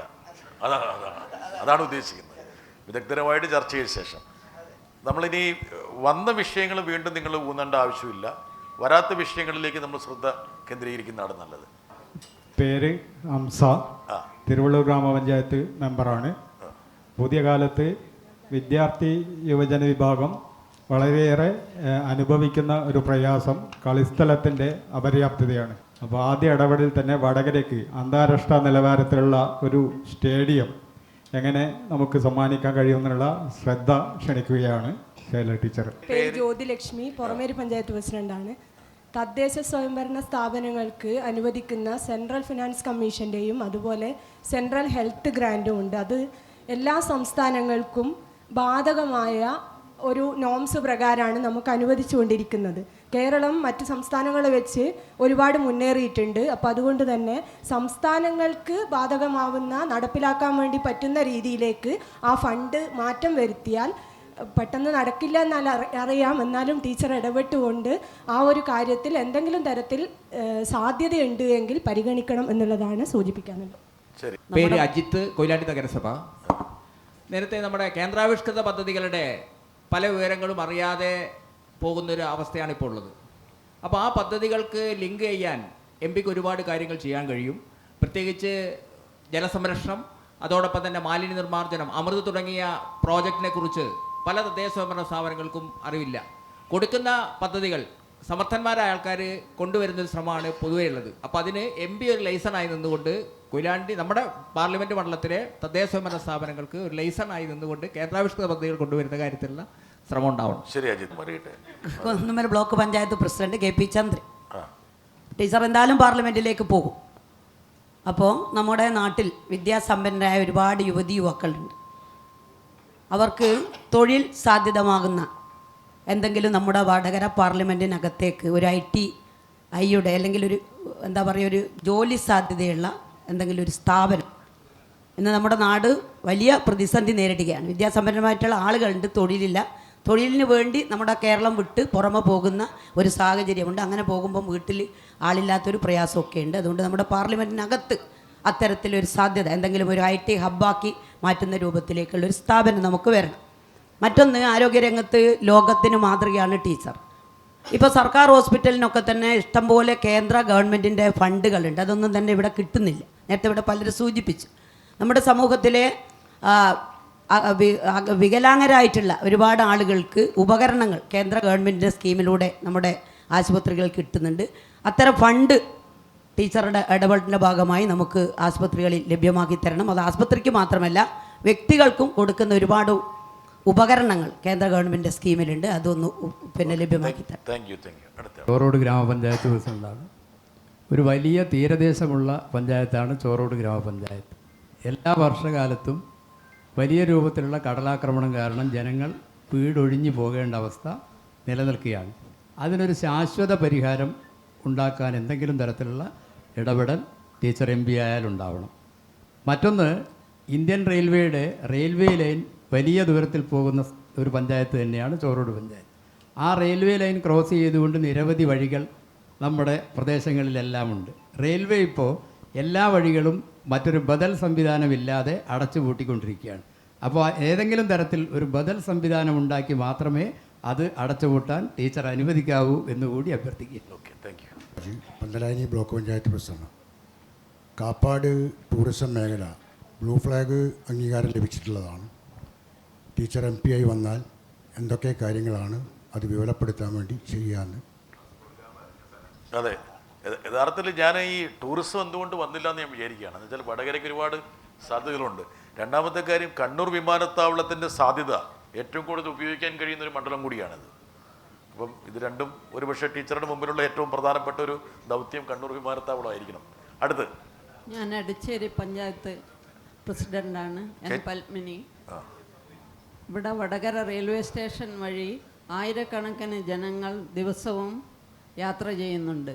എന്നാൽ ചില പ്രധാനപ്പെട്ട ട്രെയിനുകൾക്ക് ഇവിടെ സ്റ്റോപ്പില്ല. ടീച്ചർ MP ആയി വന്നാൽ എല്ലാ പ്രധാനപ്പെട്ട ട്രെയിനുകൾക്കും ഇവിടെ സ്റ്റോപ്പ് ഉണ്ടാക്കാൻ ഏർപ്പാട് ചെയ്യണമെന്ന് അഭ്യർത്ഥിക്കും. നരിപ്പറ്റ സൂചിപ്പിക്കുന്നത് നമ്മുടെ നാട്ടിലുണ്ടാവുന്ന തെരുവ് നായ ശല്യമാണ്.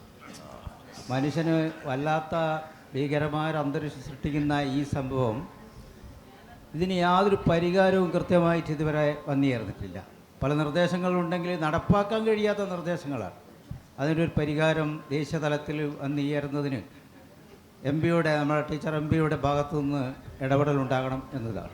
ഓക്കെ. അല്ല, ഈ നാടുകോട്ടം പറഞ്ഞ വളരെ പ്രസക്തമായ കാര്യമായിട്ടോ, നമ്മൾ ചിരിക്കേണ്ട കാര്യമല്ല അത്. ഈ വന്യമൃഗ ശല്യം പോലെ തന്നെ വലിയൊരു ശല്യമാണ് തെരുവുനായുടെ. അടുത്ത ആൾ TP ദാമോദരൻ, പൊതുപ്രവർത്തകനാണ്. ഒരു 50 വർഷങ്ങൾക്ക് മുമ്പ് ആരംഭിച്ചതാണ് വടകര മാഹി കനാൽ. ടൂറിസത്തിനും വടകര താലൂക്കിൻ്റെ സമഗ്രമായ വികസനത്തിനും സൗകര്യപ്രദമാകുന്ന ആ പദ്ധതി പൂർത്തീകരിക്കുന്നതിന് വേണ്ടി ടീച്ചറുടെ ഇടപെടൽ ഉണ്ടാകണമെന്ന് അഭ്യർത്ഥിക്കുകയാണ്, ശ്രദ്ധയിൽപ്പെടുത്തുക. KP വനജ, തൂണേരി ബ്ലോക്ക് പഞ്ചായത്ത് പ്രസിഡൻ്റാണ്. നമ്മുടെ നാടിൻ്റെ സമ്പത്താണ് കുട്ടികൾ. അംഗനവാടി മേഖലയിൽ ഒട്ടനവധി പ്രശ്നങ്ങളാണുള്ളത്. അതുകൊണ്ട് തന്നെ ടീച്ചർ MP ആയി വന്നു കഴിഞ്ഞാൽ ഇപ്പോഴും ഒരുപാട് അംഗനവാടി കെട്ടിടങ്ങളില്ലാത്ത സെൻറ്ററുകളുണ്ട്. ഇപ്പോൾ ഒരു സർവേ തന്നെ നടത്തിക്കൊണ്ട് നമുക്ക് അംഗനവാടികൾ എല്ലാം കെട്ടിടം ഉണ്ടാക്കുന്ന രീതിയിലേക്കും അവരുടെ പ്രശ്നങ്ങൾ, ഹെൽപ്പർ വർക്കർമാർക്കുള്ള പ്രശ്നങ്ങളുണ്ട്, ഓണറേറിയം കിട്ടാത്ത, അപ്പോൾ അതൊക്കെ മാറ്റാനുള്ള ഒരു തീരുമാനവും ടീച്ചറുടെ ഭാഗത്തു നിന്നുണ്ടാണെന്നാണ് പറയുന്നത്. എൻ്റെ പേര് രാമകൃഷ്ണൻ, ഏറാമല ഗ്രാമപഞ്ചായത്ത് മെമ്പറാണ്. എനിക്ക് പറയാനുള്ളത്, നമ്മുടെ നാട് ഓരോ ദിവസം കഴിയുമ്പോഴും ശുചിത്വമായുള്ള കുടിവെള്ളത്തിൻ്റെ ക്ഷാമം നേരിടുകയാണ്. അപ്പോൾ നല്ല കുടിവെള്ളം കിട്ടാത്ത ഒരവസ്ഥയിലേക്ക് നമ്മുടെ ഗ്രാമം മാറുന്നു. അപ്പം അത് നമ്മുടെ പുഴകളും തോടുകളും സംരക്ഷിക്കുക എന്നുള്ളതാണ് ഒന്ന്. നമ്മുടെ തോടുകളൊക്കെ കെട്ടി സംരക്ഷിച്ച് നല്ല ശുദ്ധമായ വെള്ളം ഒഴുകുന്ന തരത്തിലേക്ക് മാറ്റാനുള്ള പദ്ധതികൾ നബാർഡിൻ്റെയോ പദ്ധതികൾ കൊണ്ടുവന്ന് നമ്മുടെ വടകര മണ്ഡലം പൂർണ്ണമായും പരിഹരിക്കണം എന്നുള്ളതാണ് ഒരു നിർദ്ദേശം ഉള്ളത്. ഇതിലാദ്യം തന്നെ ചോദിച്ചത് വിദ്യാർത്ഥികളുടെ പ്രശ്നങ്ങൾ സംബന്ധിച്ചിട്ടാണ്, കളിസ്ഥലം സംബന്ധിച്ചിട്ടുള്ള കാര്യങ്ങൾ. കേരള ഗവൺമെൻറ് ഏറെ ശ്രദ്ധേയമായി ഇടപെടുന്നൊരു മേഖലയാണിത്. ഓരോ സ്കൂളിനും കളിസ്ഥലം, എല്ലാ പഞ്ചായത്തിലും പ്രധാനപ്പെട്ട ഒരു കളിസ്ഥലം, വാർഡുകളിൽ പ്രത്യേകമായിട്ട് വലിയ മാറ്റം ഇപ്പോൾ ഉണ്ടായിക്കൊണ്ടിരിക്കുന്നുണ്ട്. ധാരാളം കളിസ്ഥലങ്ങൾ പഞ്ചായത്തുകളുടെ നേതൃത്വത്തിൽ വന്നിട്ടുണ്ട്. സ്പോർട്സ് വകുപ്പ്, നമുക്ക് ഫണ്ടിൻ്റെ അഭാവം നന്നായിട്ടുണ്ട്. അന്താരാഷ്ട്ര തലത്തിലുള്ള സ്റ്റേഡിയങ്ങളൊക്കെ ഉണ്ടാക്കാൻ വലിയ ഫണ്ട് വേണം. എന്നാലും കേരളത്തിൻ്റെ പല ഭാഗത്തും അന്താരാഷ്ട്ര നിലവാരമുള്ള സ്റ്റേഡിയങ്ങൾ ഇപ്പോൾ തന്നെ കേരള ഗവൺമെൻറ്റിൻ്റെ ശ്രദ്ധയോടെ നിർമ്മിക്കാൻ തുടങ്ങിയിട്ടുണ്ട്. കേന്ദ്ര സ്പോർട്സ് വകുപ്പിൽ നിന്ന് ഇതിൽ എന്തെങ്കിലും കിട്ടാൻ സാധ്യതയുണ്ടെങ്കിൽ അത് വാങ്ങിയെടുക്കാൻ ഉറപ്പായിട്ട് ശ്രമിക്കും. സ്ഥലം നമ്മൾ കണ്ടെത്തേണ്ടതായിട്ട് വരും.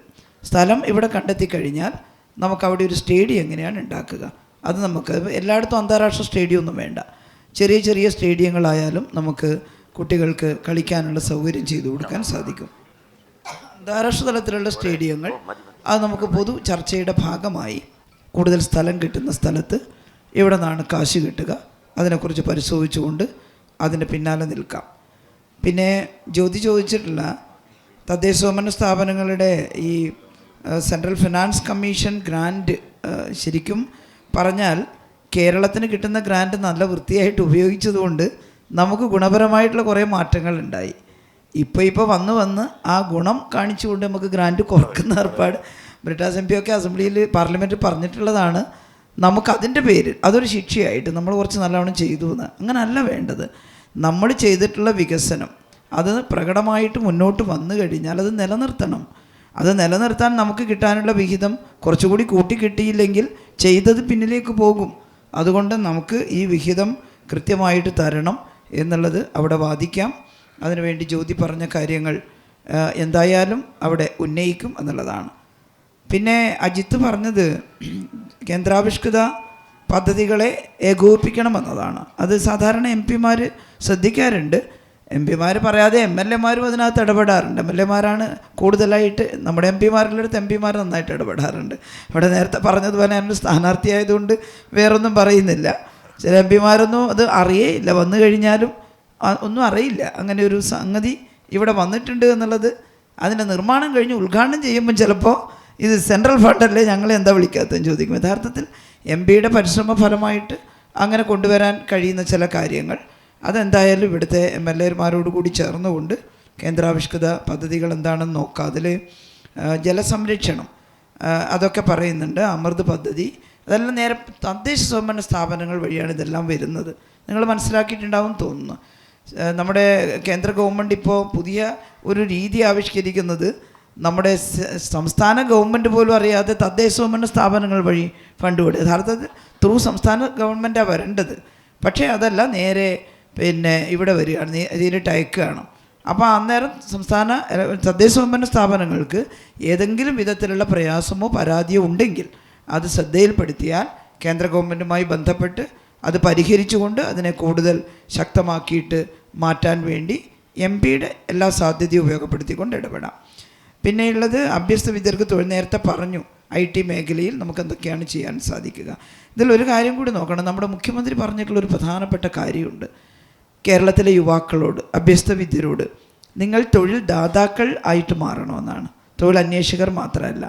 അതിന് സംരംഭകത്വത്തിന് കേരള ഗവൺമെൻറ് സപ്പോർട്ട് ചെയ്യുന്നുണ്ട്. അപ്പോൾ ഇപ്പോൾ ഒരുപാട് പുതിയ സംരംഭങ്ങൾ ചെറുപ്പക്കാരുടെ ഭാഗത്തു നിന്നുണ്ടായിക്കൊണ്ടിരിക്കുന്നുണ്ട്. നമുക്കും ഈ സംരംഭകത്വത്തെ പ്രോത്സാഹിപ്പിക്കാം, IT മേഖലയും പ്രോത്സാഹിപ്പിക്കാം. ആരോഗ്യ മേഖലയ്ക്ക് കേന്ദ്ര ഗവൺമെൻറ് ഒരുപാട് ഫണ്ട് തരുന്നുണ്ട് എന്നുള്ളത്, അത് ഫണ്ട് തരുന്നുണ്ട്, പക്ഷേ ആ ഫണ്ട് കേരളത്തിന് അർഹതപ്പെട്ട ആരോഗ്യ മേഖലേൻ്റെ ഫണ്ടാണ്. നിങ്ങൾ മനസ്സിലാക്കേണ്ടത്, രാജ്യത്തിൻ്റെ GDP-യുടെ 2% താഴെ ആരോഗ്യ മേഖലയ്ക്ക് ചിലവാക്കുന്നത്. നേരത്തെ കോൺഗ്രസ് ഗവൺമെൻറ് ഉള്ളപ്പോഴും അങ്ങനെയാണ്. പല പരിഷ്കൃത രാജ്യങ്ങളും 15% ഫണ്ട് ചിലവഴിക്കുമ്പോഴാണ് ഇവിടെ GDP-യുടെ 2% താഴെ. അത് BJP ഗവൺമെൻറ് വന്നപ്പോൾ എനിക്ക് തോന്നുന്നു 1% പിന്നെ കുറഞ്ഞിട്ടുണ്ട് എന്നുള്ളതാണ്. പ്ലാൻ ഫണ്ടായിട്ട് പദ്ധതി വിഹിതമായിട്ട് തരുന്നതിന് പകരം അത് കുറച്ച് തന്ന് ബാക്കി മിഷനായിട്ട് തരുന്നു എന്ന് പറഞ്ഞിട്ടാണ് തുടങ്ങിയത്.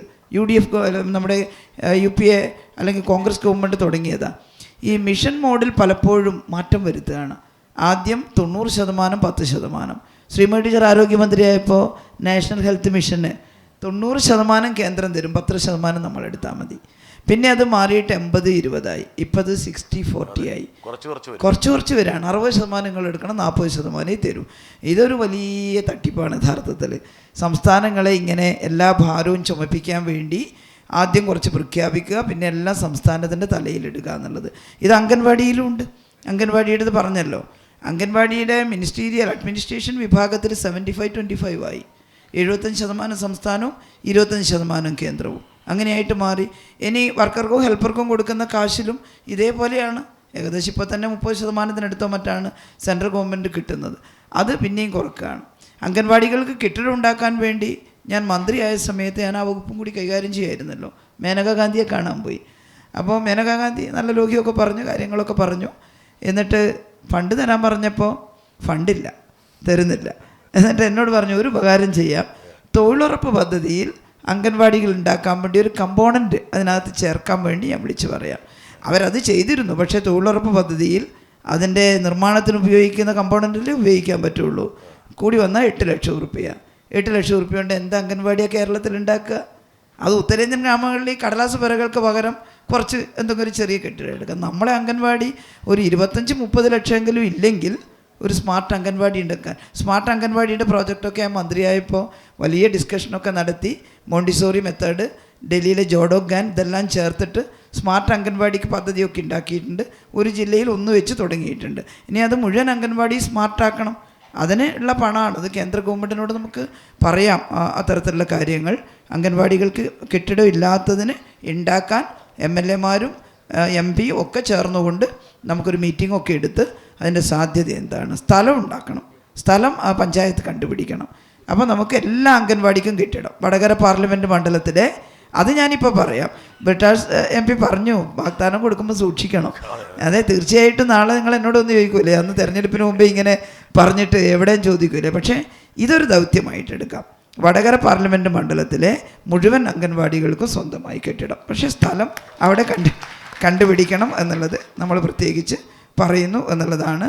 പിന്നെ ഉപകരണങ്ങൾ, ഈ കേന്ദ്ര ഗവൺമെൻറ്റിൻ്റെ ചില പദ്ധതികൾ എയ്ഡ് കിട്ടുന്ന ചില അസിസ്റ്റീവ് ഡിവൈസസ് ഉണ്ടല്ലോ, അത് ആരോഗ്യ വകുപ്പല്ല, സാമൂഹ്യനീതി വകുപ്പ് അങ്ങനെ കൊടുത്തിരുന്നു. ഞാൻ പിന്നെ മന്ത്രിയായിരുന്ന സമയത്ത് കേരളത്തിൻ്റെ പല ഭാഗങ്ങളിലും കേന്ദ്ര സാമൂഹ്യ നീതി വകുപ്പുമായി ബന്ധപ്പെട്ട് ക്യാമ്പ് വെച്ചിട്ട് അവർ എന്നിട്ട് അത് ഒരു പ്രത്യേക ഏജൻസിയെ ഏൽപ്പിച്ച് ഉപകരണങ്ങൾ വാങ്ങിത്തന്നിട്ട് കുറേ ഉപകരണങ്ങൾ അങ്ങനെ കിട്ടിയിരുന്നു. ആ പദ്ധതി തുടരുന്നുണ്ടെങ്കിൽ MP എന്നുള്ള നിലയിൽ നമ്മുടെ മണ്ഡലത്തിൻ്റെ പല ഭാഗത്തും അസിസ്റ്റീവ് ഡിവൈസ് കിട്ടാനുള്ള ക്യാമ്പ് വെച്ചിട്ട് നമുക്കതിന് വേണ്ടിയിട്ട് പരിശ്രമിക്കാം എന്നുള്ളതാണ്. കടലാക്രമണത്തിൻ്റെ പറഞ്ഞു, അതാണ് പറഞ്ഞത്. കടലാക്രമണം ഇപ്പോൾ പരിഹരിക്കുക എന്ന് പറഞ്ഞാൽ ഈ പറഞ്ഞ പോലെ ഫണ്ടിൻ്റെ അഭാവമുണ്ട്. പിന്നെ വയബിളായിട്ടുള്ളൊരു പ്രോജക്റ്റ് അല്ലേ, പലതും പരിശോധിച്ച് നോക്കി. കടൽ അതൊന്നും കേൾക്കുന്നില്ല. കാട്ടാനയെ പോലെ തന്നെ കടലിൻ്റെ കാര്യത്തിലും നമുക്ക് പിന്നെ ഈ കടലോരത്ത് താമസിക്കുന്നവരുടെ സുരക്ഷിതത്വം ഉറപ്പുവരുത്താം. കടലാക്രമണത്തിൽ നിന്ന് രക്ഷ നേടാൻ ഏതെങ്കിലും പുതിയ ടെക്നോളജി ഉണ്ടെങ്കിൽ അതിനെ ഞങ്ങളെല്ലാം ഒരുമിച്ച് പരിശ്രമിക്കും. അത് വടകരയിലും എത്തിക്കാൻ വേണ്ടി ശ്രമിക്കും. റെയിൽവേ ക്രോസുകൾ അടച്ചുപൂട്ടുന്നതിനെതിരെ നമുക്ക് പരാതി കൊടുക്കാം. അതിന് പരിഹാര മാർഗം റെയിൽവേ വകുപ്പ് കണ്ടെത്തേണ്ടതാണ്. അതിനുവേണ്ടി ശ്രമിക്കാം. കാപ്പാട് ടൂറിസം മേഖല സ്വാഭാവികമായിട്ടും ടൂറിസത്തിനൊക്കെ ത്രൂ സ്റ്റേറ്റ് ഗവൺമെൻറ്റാണ് പദ്ധതി പോകുന്നത്. നേരിട്ട് കേന്ദ്ര ഗവൺമെൻറ്റിൻ്റെ ടൂറിസം ഇവിടെ കൊണ്ടുവരികയല്ല, സ്റ്റേറ്റ് ഗവൺമെൻറ് വഴി നല്ല പ്രോജക്റ്റുകൾ ഉണ്ടാക്കി. കാപ്പാട് നേരത്തെ പറഞ്ഞതുപോലെ വാസ്കോഡിഗാമ ഇറങ്ങിയ സ്ഥലമൊക്കെയാണ് ചരിത്ര പ്രസിദ്ധമാണ്. എനിക്ക് തോന്നുന്നു ചില സർക്യൂട്ടുകൾ നമുക്ക് വേണേൽ പ്രപ്പോസ് ചെയ്യാം. അതെ, അത് കേന്ദ്ര സർക്കാരിന് അതിന് സ്കീമുണ്ട് അല്ലേ? അതെ, എനിക്ക് അവിടുത്തെ സ്കീമിനെ കുറിച്ചൊന്നും ഇപ്പോൾ നല്ല വ്യക്തതയില്ല. ആരോഗ്യമേഖലയിലെ കുറച്ച് സ്കീമേ എനിക്കറിയോ, അത് പൂർണ്ണമായിട്ട് ഉപയോഗപ്പെടുത്താൻ അന്ന് മന്ത്രിയായപ്പോൾ ശ്രമിച്ചിരുന്നു. ഇപ്പോൾ നമുക്ക് ഇത് ബ്രിട്ടാസ് MP ഒക്കെ അവിടെ ഉണ്ട്, നമുക്കതിനുള്ള നിർദ്ദേശമൊക്കെ തരാൻ. അപ്പോൾ നമുക്ക് കണ്ടുപിടിക്കാം അല്ലേ, ഒരുമിച്ച് എവിടെയാണ് ബന്ധപ്പെടുക എന്നുള്ളത്. ട്രെയിനിൻ്റെ സ്റ്റോപ്പൊക്കെ നേരത്തെ പറഞ്ഞു. തെരുവുനായ ശല്യം ഞാൻ പറയുമ്പോൾ തന്നെ ബ്രിട്ടാസ് MP അത് പറഞ്ഞിരുന്നു. തെരുവുനായ ശല്യത്തിന് വേണ്ടിയും അവിടെ ഞാനൊരു തവണ മേനകാ ഗാന്ധിയെ സന്ദർശിക്കാൻ പോയപ്പോൾ വേറെ കാര്യത്തിനാണ് പോയതെങ്കിലും അല്ല, ഇത് പറയാനല്ല, ഞാൻ അംഗൻവാടിക്ക് പോയതാ. അപ്പോൾ മിനിസ്റ്റർ പറയുന്നത് നിങ്ങളവിടെ പട്ടികളെ കൊല്ലുന്നു, ഭയങ്കര ബഹളം. ജോസ് മാവേലിയെ കുറിച്ചൊക്കെ ഞാൻ പറഞ്ഞു, ഞാൻ ജോസ് മാവേലിയെ കുറിച്ചൊന്നും പറയാനല്ല വന്നത്, എനിക്ക് അംഗൻവാടിക്ക് കെട്ടിടം ഉണ്ടാക്കണം എന്ന് പറയാൻ വന്നതാണ്. തെരുവുനായ ശല്യം രൂക്ഷമാണ്. അപ്പം എൻ്റെ അടുത്തിരിക്കുന്ന ഉദ്യോഗസ്ഥൻ എന്നോട് മെല്ലെ പറഞ്ഞു അതിനെപ്പറ്റി പറയേണ്ട. അന്നേരം അവർക്ക് ദേഷ്യം വരും. ഒന്നും അറിയാതെ ഇവിടുത്തെ തെരുവുനായ ശല്യത്തിൻ്റെ രൂക്ഷത അറിയാതെ അവിടെ ഇരുന്നിട്ട് ഇവിടെ ഒരു പട്ടിയെ കൊന്നാൽ നമ്മുടെ സുനിൽ കേസ് കൊടുത്തല്ലോ. ടീച്ചറെ, നമ്മളൊക്കെ അവരെ കാണുമ്പോൾ നമ്മൾ ഒഴിഞ്ഞു മാറുക. നിങ്ങൾ പട്ടി അടിച്ചു എന്ന് പറഞ്ഞിട്ട് പട്ടി അടിച്ചു കൊന്നു എന്നും പറഞ്ഞിട്ട് കേന്ദ്രമന്ത്രിയായിരുന്ന അതെ. പിന്നെ കോടതി തന്നെ ഇതിനിടെ ഒരു പരാമർശം എനിക്ക് ഭയങ്കര ഇഷ്ടമായി. അത് പട്ടിയുടെ കാര്യം നിയന്ത്രിക്കാൻ പുറപ്പെടുമ്പോൾ കോടതിയിൽ മൃഗസ്നേഹികൾ എന്ന് പറഞ്ഞ് ചിലർ പോയിട്ട് പട്ടിയെ തൊടാൻ പാടില്ല എന്ന്. അപ്പോൾ പട്ടിയോട് സ്നേഹമില്ലാഞ്ഞിട്ടൊന്നുമല്ല, പക്ഷേ ഈ വെറോഷ്യസ് ആയിട്ടുള്ള എനിമൽസിനെ അല്ലേ ആക്ട് തന്നെയുണ്ട്, വകുപ്പുണ്ട്. പിന്നെ അത് അങ്ങനെ തന്നെ നമ്മൾ ഉറച്ച അഭിപ്രായം പറഞ്ഞുകൊണ്ട് പട്ടിശല്യം ഒഴിവാക്കാൻ വേണ്ടി എന്തൊക്കെ ചെയ്യാൻ പറ്റുമെന്നുള്ളത് നമ്മൾ നോക്കും എന്നുള്ളത് തന്നെയാണ് അതിൽ. അംഗൻവാടിയുടെ ഞാൻ പറഞ്ഞു, ശുദ്ധമായ കുടിവെള്ളം. എനിക്ക് തോന്നുന്നു ഈ ജൽജീവൻ മിഷൻ അത് ശാസ്ത്രീയമായി ചെയ്തു വന്നാൽ സെൻട്രൽ ഗവൺമെൻറ്റിൻ്റെ ഫണ്ടും ഉണ്ട്, നമ്മുടെ ഫണ്ടും ഉണ്ട്. പിന്നെ ഇതിൻ്റെ അത് നമുക്ക് എങ്ങനെയാണത് പ്യൂരിഫൈ ചെയ്തിട്ടല്ലേ അത് നമുക്ക് ശുദ്ധമായ വെള്ളം എത്തിക്കാനുള്ള കാര്യം നമുക്ക് നോക്കാം. പിന്നെ ഈ പുഴയും തോടുകളും കെട്ടി സംരക്ഷിക്കുക എന്നുള്ളൊരു കോൺക്രീറ്റ് കെട്ടി സംരക്ഷിക്കാൻ പാടില്ല എന്നാണ്. അതിന് പ്രകൃതിദത്തമായിട്ടുള്ള മാർഗങ്ങൾ സൈഡ് കെട്ടാൻ വേണ്ടിയിട്ട്, അല്ലാണ്ട് ഈ വലിയ കോൺക്രീറ്റ് മതിലുണ്ടാക്കിയാൽ ആ തോടിൻ്റെ സ്വാഭാവികമായിട്ടുള്ള നീരുറവ അത് വറ്റിപ്പോകുന്ന അനുഭവം ഉണ്ടായിട്ടുണ്ടെന്നാണ് പറയുന്നത്. അപ്പോൾ എങ്ങനെയാണ് സംരക്ഷിക്കുക, അത് ഓരോ പ്രദേശത്തും പിന്നെ അതുമായിട്ട് ബന്ധപ്പെട്ടിട്ടുള്ള മീറ്റിങ്ങുകളൊക്കെ ചേർന്ന് ഏറ്റവും പ്രായോഗികമായിട്ടുള്ള മാർഗം നമുക്ക് അന്വേഷിക്കാം. അതിന് ഞാനും കൂടി നേതൃത്വപരമായിട്ട് പങ്കുവഹിക്കും. വടകര മാഹി കനാലിൻ്റെ ഞാനും രാമകൃഷ്ണനെല്ലാം കൂടി അതിൻ്റെ പ്രത്യേക എന്തൊക്കെ ചെയ്യാൻ സാധിക്കും പരിശോധിച്ചിട്ട് അത് പുനഃസ്ഥാപിക്കാൻ എന്തായാലും ഇടപെടാം. വടകര ബ്ലോക്ക് പഞ്ചായത്ത് പ്രസിഡൻ്റാണ്. ഇവിടെ സൂചിപ്പിക്കാനുള്ളത്, അഴിയൂർ ഗ്രാമപഞ്ചായത്തിലെ അണ്ടി കമ്പനി വർഷങ്ങൾക്ക് മുമ്പ് നല്ല അണ്ടി കമ്പനിയായിട്ട് പ്രവർത്തിച്ചാണ്. ഇപ്പോഴത് അവിടെ പ്രവർത്തിക്കുന്നില്ല. അതേപോലെ തന്നെ ചൊറോട് ഗ്രാമപഞ്ചായത്തിൽ ഒരു ഓട് ഫാക്ടറി ഉണ്ടായിരുന്നു, അതും ഇപ്പോഴും പ്രവർത്തിക്കുന്നില്ല. അപ്പോൾ ടീച്ചർ MP ആയി കഴിഞ്ഞാൽ പുതിയ വ്യവസായ സംരംഭങ്ങൾ ആരംഭിക്കുന്നതിന് വേണ്ടിയിട്ട് ആ 4 ഏക്കറോളം സ്ഥലം, അണ്ടി കമ്പനിയുടെ 4 ഏക്കറോളം സ്ഥലവും അതുപോലെ തന്നെ ഓട് ഫാക്ടറിയും പുനരാരംഭിക്കുന്നതിന് ആവശ്യമായ ഇടപെടലുകൾ ടീച്ചറുടെ ഭാഗത്ത് ഉണ്ടാണെന്നാണ് പറയാനുള്ളത്. മറ്റൊന്ന്, കോവിഡിന് മുമ്പ് നാദാപുരം റോഡ് അതുപോലെ തന്നെ മുക്കാളി റെയിൽവേ സ്റ്റേഷൻ ലോക്കൽ ട്രെയിനുകൾ സ്റ്റോപ്പ് ഉണ്ടായിരുന്നു. ഇപ്പോഴത് സ്റ്റോപ്പില്ല. അപ്പോൾ അത് പുനരാരംഭിക്കാൻ. എൻ്റെ പേര് ലത, കുന്നോത്തറമ്പ് ഗ്രാമപഞ്ചായത്ത് പ്രസിഡന്റ്. ശൈല ടീച്ചർ എന്തായാലും വടകര പാർലമെൻറ്റിൽ MP ആയി വരുമെന്ന് ഒരു തർക്കവുമില്ല. ടീച്ചർ ഒരു കാര്യം, ഞാൻ മറ്റു കാര്യങ്ങളെല്ലാം ഇവിടെ പറഞ്ഞു കഴിഞ്ഞു. നമുക്ക് നമ്മുടെ സംസ്ഥാനത്തൊട്ടാകെ കിഡ്നി പേഷ്യൻ്റ് കൂടി വരുന്ന ഒരു അവസ്ഥയിലാണുള്ളത്. ആരോഗ്യപരമായ എല്ലാ ഇടപെടലും ശൈല ടീച്ചർ മന്ത്രിയായ സമയത്ത് നടത്തിയിട്ടുണ്ട്. പക്ഷേ നമുക്ക് ഡയാലിസിസ് പേഷ്യൻറ്റിനുള്ള ആനുകൂല്യങ്ങൾ ഇപ്പോൾ ഒരു തർക്കത്തിൽ നിൽക്കുകയാണ്. ഏറ്റവും പാവപ്പെട്ട രോഗികളെ സഹായിക്കാൻ വേണ്ടിയിട്ടുള്ള തദ്ദേശ സ്വയംഭരണ സ്ഥാപനങ്ങൾ വഴി കൊടുക്കേണ്ട ആനുകൂല്യങ്ങൾ ഇപ്പം കൊടുക്കാൻ പറ്റാത്ത സ്ഥിതിയിലുണ്ട്. അതൊരു തർക്കത്തിൽ നിൽക്കുകയാണ്. അതുകൊണ്ട് ബഹുമാനപ്പെട്ട ശൈല ടീച്ചർ അത് ഇടപെട്ടുകൊണ്ട് അത്തരം ആനുകൂല്യങ്ങൾ കൊടുക്കാൻ സഹായിക്കണം എന്നാണ് പറയുന്നത്. ഓക്കെ. ഞാൻ കെ ഷിജു, കൊയിലാണ്ടി നഗരസഭ. ഒറ്റ കാര്യം, ടീച്ചറുടെ പ്രവർത്തന ഇടത്തിലേക്ക് വയോജനങ്ങളുടെ സുരക്ഷിതത്വം, അവരുടെ സമഗ്രമായ സംരക്ഷണം, ആരോഗ്യവും വിനോദവും എല്ലാം ഉൾപ്പെടുത്തുന്ന പ്രവർത്തന പരിപാടി ഉൾപ്പെടുത്തണം എന്ന് അഭ്യർത്ഥിക്കുന്നു. വയോജന കെയർ സെൻറ്റർ ഉൾപ്പെടും. ടീച്ചർ ജയിച്ചു കഴിഞ്ഞാൽ ആദ്യം ചെയ്യേണ്ടത് എല്ലാ ജനപ്രതിനിധികളുടെയും ഒരു പേരൊക്കെ പറഞ്ഞ് പരിചയപ്പെടുത്തിയിട്ട് പേര് കെ വിജുള, വില്യാപ്പള്ളി ഗ്രാമപഞ്ചായത്ത് പ്രസിഡന്റ്. എല്ലാ ജനപ്രതിനിധികളുടെയും ഒരു സംയോജന സാധ്യതകൾ ടീച്ചർ ഉപയോഗപ്പെടുത്തണം എന്നാണ്. കഴിഞ്ഞ 3 വർഷമായി ജനപ്രതിനിധിയായി ഒരു പഞ്ചായത്ത് പ്രസിഡൻ്റായ സ്ഥിതിയിൽ കഴിഞ്ഞ കെ മുരളീധരനെ പോലുള്ള MP ഒരു പ്രാവശ്യം പോലും ഞങ്ങളെ ജനപ്രതിനിധികളെ വിളിച്ചു ചേർക്കാനോ ഓരോ പഞ്ചായത്തിൻ്റെയും വികസന സാധ്യതകൾ ഒരു ചർച്ചയ്ക്ക് വിധേയമാക്കാനോ പോലും ഈ മുരളീധരൻ തയ്യാറായില്ല എന്നുള്ള യാഥാർത്ഥ്യമുണ്ട്. MP അല്ലാഞ്ഞിട്ട് പോലും ടീച്ചർ വിളിച്ചിരിക്കുകയാണ്. അപ്പോൾ കൈ പിടിച്ച് കൊടുക്കുക. ടീച്ചറെ വിളിച്ചിട്ടുണ്ട്.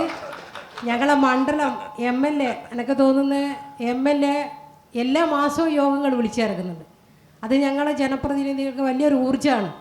പിന്നെ മറ്റൊരു ചോദ്യം ടീച്ചറോട് ചോദിക്കാനുള്ളത്, ഞാനും ടീച്ചറും ഉൾപ്പെടുന്ന സ്ത്രീ വിഭാഗം, ആ വിഭാഗത്തിന് ടീച്ചർ ജയിച്ചു കഴിഞ്ഞാൽ ഈ മണ്ഡലത്തിനകത്ത് എന്ത് സംഭാവന ചെയ്യാൻ കഴിയും എന്നുള്ളൊരു ചോദ്യം. നമസ്കാരം. വടകര ബ്ലോക്ക് പഞ്ചായത്ത് ഹെൽത്ത് ചെയർപേഴ്സണാണ്. ഞാനൊരു അഭ്യർത്ഥനയാണ്. KP സൗമ്യ. സർ, നമ്മുടെ സ്കൂളുകളിൽ ഒരുപാട് സമരങ്ങൾ ഞങ്ങൾ ചെയ്തു കഴിഞ്ഞ്, പ്രീ പ്രൈമറി അധ്യാപികയാണ് ഞാൻ. LKG UKG പഠിപ്പിക്കുന്ന ടീച്ചറാണ്. ഒരുപാട് സമരങ്ങൾ ചെയ്ത് രാവിലെ മുതൽ വൈകുന്നേരം വരെ എല്ലാ ടീച്ചേഴ്സ് 10 മണിക്ക് തുടങ്ങിക്കഴിഞ്ഞാൽ 4 മണി വരെ ക്ലാസ് എടുത്തു കഴിഞ്ഞാൽ തുച്ഛമായ ശമ്പളമാണ് ഞങ്ങൾക്ക് കിട്ടുന്നത്. അതുകൊണ്ട് തന്നെ ഒരുപാട് സമരങ്ങൾ ഞങ്ങളിപ്പോൾ ചെയ്ത് കഴിഞ്ഞിട്ടുണ്ട്. എന്തെങ്കിലും ഞങ്ങളുടെ കാര്യത്തിൽ ഇടപെടൽ നടത്തണം എന്ന് മാത്രം പറയാം. ഒരാളും കൂടി കൈവെക്കുന്നുണ്ട്, പലരും കൈവെക്കുന്നുണ്ട്. ഒരൊറ്റ ആൾക്ക് മാത്രമേ ഉള്ളൂ. ഇനി നമുക്കതിന് ശേഷം ഈ തെരഞ്ഞെടുപ്പ് കഴിഞ്ഞ് ഞാൻ ഒരിക്കൽ കൂടി വരുന്നതാണ്, ഇതുപോലൊരു സംഭവം നമ്മൾ നടത്തും കേട്ടോ. അതെ, ചോദിച്ചോളൂ. സർ, എൻ്റെ പേര് ശശികല ദിനേശൻ, വടകര ബ്ലോക്ക് പഞ്ചായത്ത് മെമ്പറാണ്. 2.5 വർഷക്കാലമായി മടപ്പള്ളി ഹൈവേ വികസനവുമായി ബന്ധപ്പെട്ടുകൊണ്ട് മടപ്പള്ളി കോളേജ് സ്ഥിതി ചെയ്യുന്ന ഭാഗത്ത് ഒരു അടിപ്പാത വേണമെന്നുള്ള സമരം തുടങ്ങിയിട്ട്, പക്ഷേ ഇന്ന് വരെ അതിനു വേണ്ടുന്ന യാതൊരു കാര്യം നടന്നിട്ടില്ല. ഒരുപാട് പരാതികളോ മറ്റും ഞങ്ങൾ നൽകിയിട്ടുണ്ട്. പക്ഷേ ഇന്ന് വരെ അവിടെ അടിപ്പാത അനുവദിച്ചതായിട്ട് കണ്ടിട്ടില്ല. ഇപ്പോഴും ഇന്നലെയും ഞങ്ങൾ സമരത്തിലായിരുന്നു അവിടെ. അപ്പോൾ അതിനു വേണ്ടിയിട്ട് ടീച്ചറെ ഇടപെടണമെന്നാണ് എനിക്ക് പറയാനുള്ളത്. പേര് PM ലീന, തോടന്നൂർ ബ്ലോക്ക് പഞ്ചായത്ത് പ്രസിഡൻ്റാണ്. എനിക്കിവിടെ സൂചിപ്പിക്കാനുള്ളത്, തോടന്നൂർ ബ്ലോക്ക് പഞ്ചായത്തിൻ്റെ കീഴിലുള്ള 4 പഞ്ചായത്തുകളും ടൂറിസം മേഖലയായി ബന്ധപ്പെട്ടുകൊണ്ട് നല്ല സാധ്യതയുള്ള പ്രദേശങ്ങളാണ്. ടീച്ചർ ജയിച്ചു വന്നാൽ വലിയ ജയിച്ചു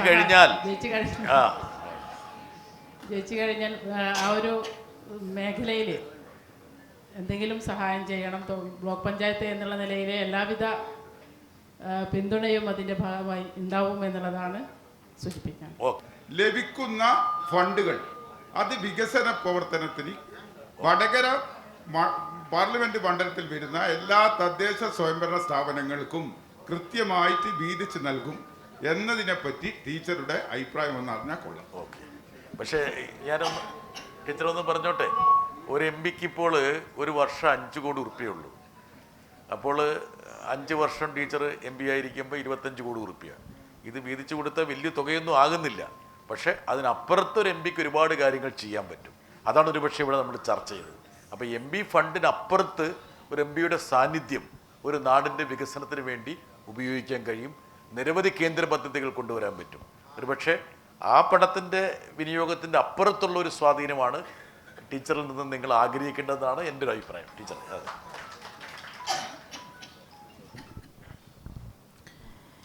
ഇതിൽ അവസാനത്തെ ചോദ്യങ്ങൾക്കാണ് മറുപടി പറയുന്നത്. എല്ലാവരുടെയും മനസ്സിൽ ഇനിയും ഒരുപാട് ചോദ്യങ്ങളുണ്ട്. പക്ഷേ പ്രധാനപ്പെട്ട കാര്യങ്ങൾ വന്നു. ഞാൻ പറയുന്നത്, ഒന്ന്, തിരഞ്ഞെടുപ്പിന് മുമ്പാണ്. ഇന്നത് ഞാൻ നടപ്പിലാക്കും എന്ന വാഗ്ദാനം എനിക്കിവിടെ പറയാൻ പറ്റില്ല. അതിനുവേണ്ടി പരിശ്രമിക്കും.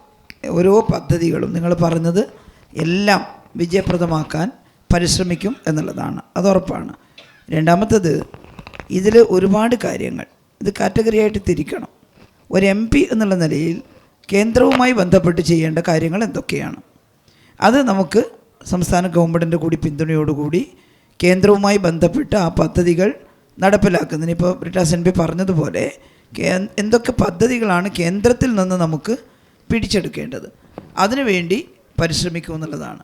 രണ്ടാമത്തത്, കേന്ദ്രത്തിൽ നിന്ന് ലഭ്യമാകുന്ന ഫണ്ട് സംസ്ഥാന ഗവൺമെൻറ്റിന് കിട്ടി സംസ്ഥാന ഗവൺമെൻറ് ഇംപ്ലിമെൻറ്റ് ചെയ്യുന്ന കുറേ കാര്യങ്ങളുണ്ട്. അത് സംസ്ഥാന ഗവൺമെൻറ് തന്നെയാണ് ചെയ്യുക. അതിന് MLA ഇടപെടുന്നുണ്ട്, അതുപോലെ തന്നെ തദ്ദേശ സ്വയംഭരണ സ്ഥാപനങ്ങൾ ഇടപെടുന്നുണ്ട്.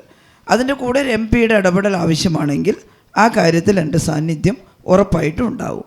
മൂന്നാമത്തത്, തദ്ദേശ സ്വയംഭരണ സ്ഥാപനങ്ങൾ വഴി നടപ്പിലാക്കുന്ന വികസന പ്രവർത്തനങ്ങളാണ്. അതിന് മുൻകൈ എടുക്കുന്നത് തദ്ദേശ സ്വയംഭരണ സ്ഥാപനങ്ങളാണ്. അവിടെ കേന്ദ്ര ഗവൺമെൻറ്റിൽ നിന്ന് ഏതെങ്കിലും തരത്തിൽ പുതിയ ശ്രദ്ധ ആവശ്യമാണ്, അല്ലെങ്കിൽ നേരത്തെ പറഞ്ഞതുപോലെ ഫിനാൻസ് കമ്മീഷൻ ഗ്രാൻഡൊക്കെ തരുമ്പോൾ എന്തെങ്കിലും തരത്തിലുള്ള പോരായ്മ ഉണ്ടാകുന്നുണ്ടെങ്കിൽ അതവിടെ ശബ്ദമുയർത്താൻ സാധിക്കും. അപ്പോൾ വികസന പ്രവർത്തനങ്ങൾ പല തട്ടുകളിലായി നിൽക്കുന്നുണ്ടെന്ന് മനസ്സിലാക്കുക. ഓരോ മേഖലയിലും ചെയ്യേണ്ടത് അങ്ങനെ ശ്രദ്ധിക്കുക എന്നുള്ളതാണ്. ഇതിൽ വടകര അണ്ടി കമ്പനിയുടെ കാര്യം പറഞ്ഞു. അത് ഒരു പ്രാദേശികമായിട്ടുള്ള ഒരു വ്യവസായ സംരംഭത്തിൻ്റെ കാര്യമാണ്.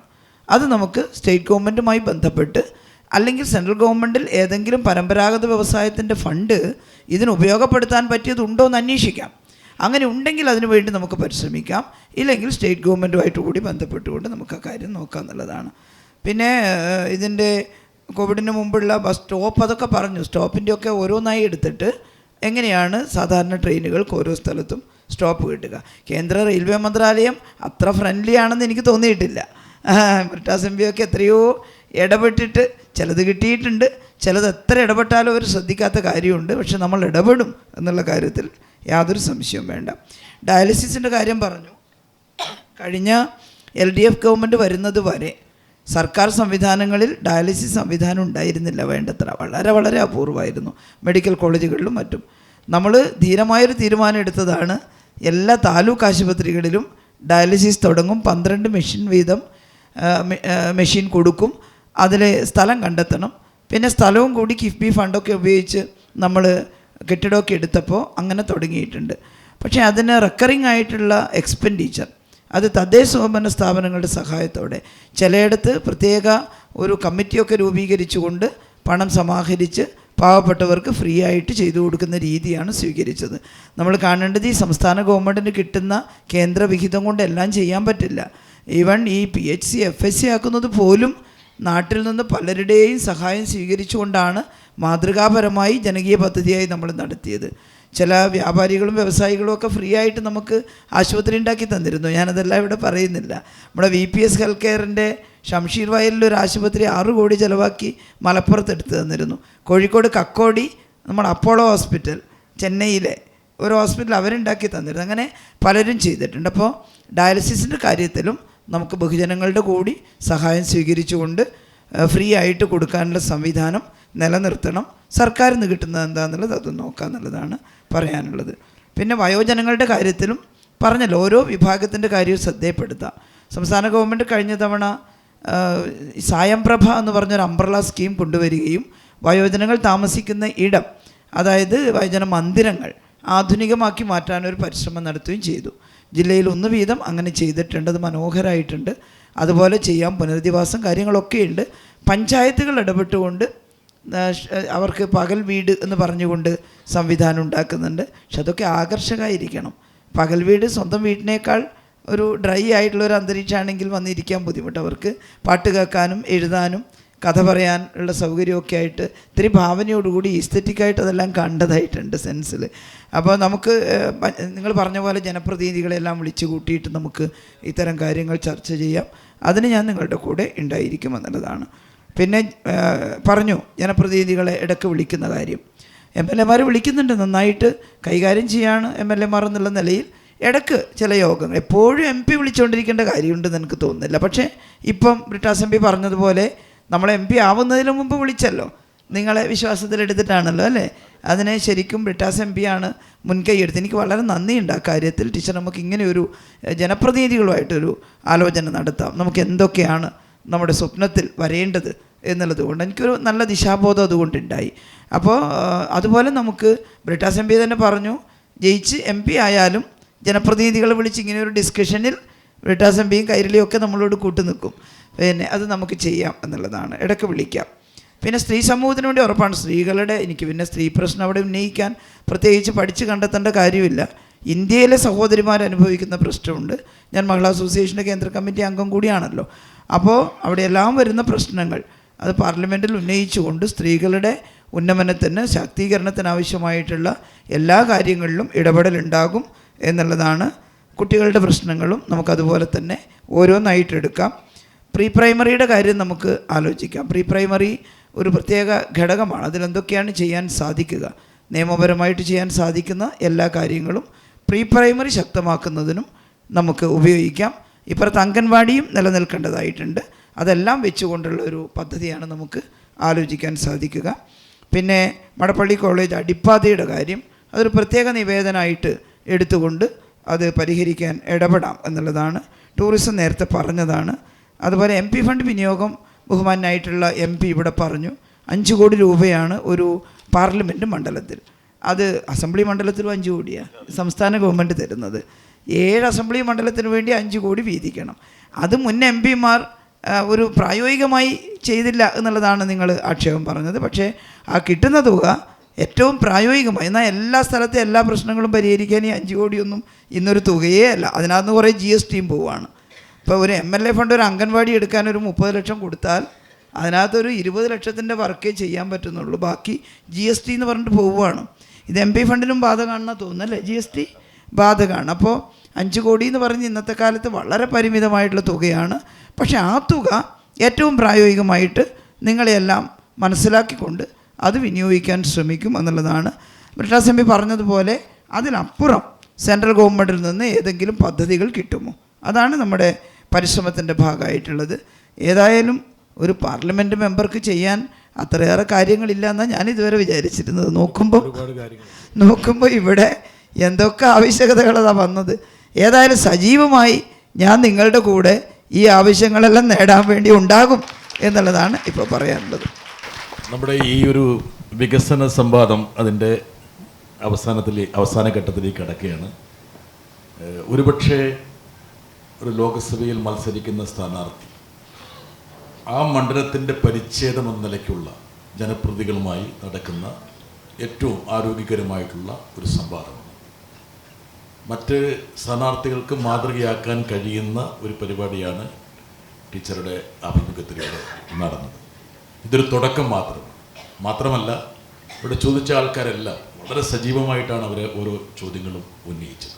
ഇനിയും ഒരുപാട് ചോദ്യങ്ങളും നിർദ്ദേശങ്ങളും ഒക്കെ നിങ്ങളുടെ മനസ്സിലുണ്ട് എന്ന് ഞങ്ങൾക്കറിയാം. പക്ഷേ ഒരു 1.5 മണിക്കൂറാണ് നമ്മൾ വെച്ചത്. ഇപ്പം ഒരു 10 മിനിറ്റും കൂടി എക്സീഡ് ചെയ്തിട്ടുണ്ട്. 34ഓളം പേർ ഇവിടെ സംസാരിച്ചു. ഒരു പക്ഷേ ആദ്യമായിട്ടായിരിക്കും ഇങ്ങനെ ഒരു സംവാദത്തിൽ വടകരയിൽ 34 പേര് ചോദിക്കുകയും സംസാരിക്കുകയും ടീച്ചറുമായിട്ട് ഇടപെടുകയും ചെയ്തത് ഇതുപോലെ രീതിയിൽ. ഇനിയും നമുക്കിടയ്ക്ക് ഇതുപോലുള്ള സംവാദങ്ങൾ ടീച്ചർ വിജയിച്ച ശേഷം നമുക്ക് നടത്താൻ കഴിയും. എനിക്ക് 1-2 ചെറിയ കാര്യങ്ങൾ മാത്രം ഒരുപക്ഷെ ഈ ഒരു പരിപാടി നമ്മൾ വൈൻഡപ്പ് ചെയ്യുമ്പോൾ പറയേണ്ടതാണെന്ന് എനിക്ക് തോന്നുന്നു. ഇന്നത്തെ ദേശീയ രാഷ്ട്രീയത്തിൻ്റെ പശ്ചാത്തലത്തിൽ ടീച്ചറെ പോലുള്ള ഒരു പൊതുപ്രവർത്തകയുടെ സാന്നിധ്യവും ശബ്ദവും ലോകസഭയിൽ എന്തുകൊണ്ടും അനിവാര്യമാണ്. ഒരുപക്ഷെ ഞാൻ ദേശീയ രാഷ്ട്രീയത്തിൻ്റെ ഗതിവിഗതികളെക്കുറിച്ചൊന്നും ഇവിടെ പറയേണ്ടതില്ല, നിങ്ങൾക്കെല്ലാം അറിയാം. വിദേശത്തു നിന്നൊരു പ്രതിനിധി സംഘം ഡൽഹിയിൽ വന്നപ്പോൾ ഞങ്ങളുമായിട്ടൊരു സംവാദം നടത്തിയപ്പോൾ അതിലൊരാൾ പറഞ്ഞൊരു കാര്യമുണ്ട്. ഞങ്ങളൊന്നും ഇടതുപക്ഷത്തോട് ആഭിമുഖ്യമുള്ള ആൾക്കാരല്ല, ഒരു പാശ്ചാത്യ പ്രതിനിധി സംഘമാണ്. പക്ഷേ ഒന്നാം UPA സർക്കാരിൻ്റെ ചില നേട്ടങ്ങൾ ഇടതുപക്ഷവുമായി ചേർത്ത് വെച്ച് ഞങ്ങൾ നോക്കുമ്പോൾ അത് അത്ഭുതകരമായിരുന്നു, വിസ്മയകരമായിരുന്നു. നമ്മളിപ്പോഴും നമുക്ക് തന്നെ ബോധ്യമില്ലാത്ത ചില കാര്യങ്ങളുണ്ട്. ഞാൻ പലപ്പോഴും ഞങ്ങളുടെ സഹകളോട് സംസാരിക്കുമ്പോൾ പറയാറുണ്ട്, പുറമേ നിന്ന ആൾക്കാർ നമ്മളെക്കുറിച്ച് പറയുന്നുണ്ട്. ഒന്നാം UPA ഗവൺമെൻറ് ഇന്ത്യ എന്നുള്ള രാജ്യത്തിൻ്റെ ഗതി ഏറ്റവും കൂടുതൽ സ്വാധീനിച്ച ഒരു സർക്കാരായി 5 സുപ്രധാന നിയമനിർമ്മാണങ്ങൾ അത് ടീച്ചറോട് സൂചിപ്പിച്ചു. 1 ദേശീയ തൊഴിലുറപ്പ്, അത് കേവലം തൊഴിലല്ല, പട്ടിണി നിർമ്മാർജ്ജനത്തിനുള്ള നൂതനമായിട്ടൊരു പദ്ധതിയായി. 2 വിവരാവകാശം, നമ്മളെ ഭരിക്കുന്നവർ എന്ത് ചെയ്യുന്നു എന്ന് അറിയാനുള്ള പൗരൻ്റെ അവകാശം ഉറപ്പിച്ച ഒരു തീരുമാനം. 3 നമ്മുടെ ഗോത്രവർഗ ഗിരിവർക്കാർക്ക് ഭൂമിയിലുള്ള അവകാശം. 4 ഒരു പൗരനും പട്ടിണി കിടന്ന് മരിക്കാൻ പാടില്ല, അവൻ്റെ വിശപ്പടക്കാനുള്ള ഉത്തരവാദിത്വം കേന്ദ്ര സർക്കാരിന് ഉണ്ട് എന്ന് നിർണയിച്ച ഭക്ഷ്യസുരക്ഷാ നിയമം. 5 വിദ്യാഭ്യാസം മൗലിക അവകാശമാക്കുന്ന നിയമം. ഈ 5 സുപ്രധാന ഏടുകൾ ഒന്നാം UPA ഗവൺമെൻറ്റിൻ്റെ പ്രത്യേകതയാണ്.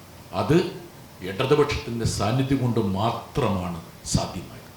ഇന്ന് ഇന്ത്യ അഭിമുഖീകരിക്കുന്ന ഏറ്റവും പ്രധാനപ്പെട്ട പ്രതിസന്ധി എന്ന് പറയുന്നത് ഇടതുണ്ടെങ്കിലേ നമ്മുടെ ഇന്ത്യ ഉള്ളൂ എന്നുള്ള ആ ടാഗ്ലൈനുമായി ബന്ധപ്പെട്ടതാണ്. ടീച്ചറെ പോലുള്ള ഒരു വ്യക്തിത്വം എന്തുകൊണ്ടും വടകരയെ പ്രദാനം ചെയ്യുമ്പോൾ ഈ ഒരു ഭൂമികയുടെ വികസനത്തോടൊപ്പം തന്നെ ദേശീയ രാഷ്ട്രീയത്തിൽ ശക്തമായ ഇടപെടൽ നടത്താൻ ടീച്ചർക്ക് കഴിയും. അതിലൂടെ ഇടതുപക്ഷത്തിൻ്റെ സാന്നിധ്യം കുറേയും കൂടി വർദ്ധിപ്പിക്കാൻ കഴിയുമെന്നുള്ള വിശ്വാസത്തിൽ ടീച്ചറെ ഡൽഹിയിലേക്ക് സ്വാഗതം ചെയ്യാൻ കൂടിയാണ് ഞാൻ ഈ പരിപാടിയിൽ MBA നിലയ്ക്ക് വന്നത്. ഈ പരിപാടിയിൽ പങ്കെടുത്ത എല്ലാവർക്കും നന്ദി, ഔപചാരികമായിട്ട് നന്ദി. ഈ സംവാദം വളരെ ആരോഗ്യകരവും സാർത്ഥവുമായി, പ്രത്യേകിച്ച് ബ്രിട്ടാസ് നൽകിയ അതിൻ്റെ ഒരു നേതൃത്വം വടകരയിലെ ലോകസഭയിൽ പ്രവർത്തിക്കുന്ന ഇടതുപക്ഷ പ്രവർത്തകരെ സംബന്ധിച്ചിടത്തോളം അങ്ങേയറ്റം ശ്ലാഘനീയവും അഭിനന്ദനീയവും വരെയാണ്. അതിനാദ്യമായിട്ട് അദ്ദേഹത്തോട് ഞാൻ നന്ദി പറയുകയാണ്. ഇവിടെ പങ്കെടുത്ത ജനപ്രതിനിധികൾ വളരെ ഗൗരവമായി വടകരയുടെ ഭാവി വികസനത്തെ സംബന്ധിച്ച വളരെ പ്രധാനപ്പെട്ട നിർദ്ദേശങ്ങളാണ് മുന്നോട്ട് വച്ചിട്ടുള്ളത്.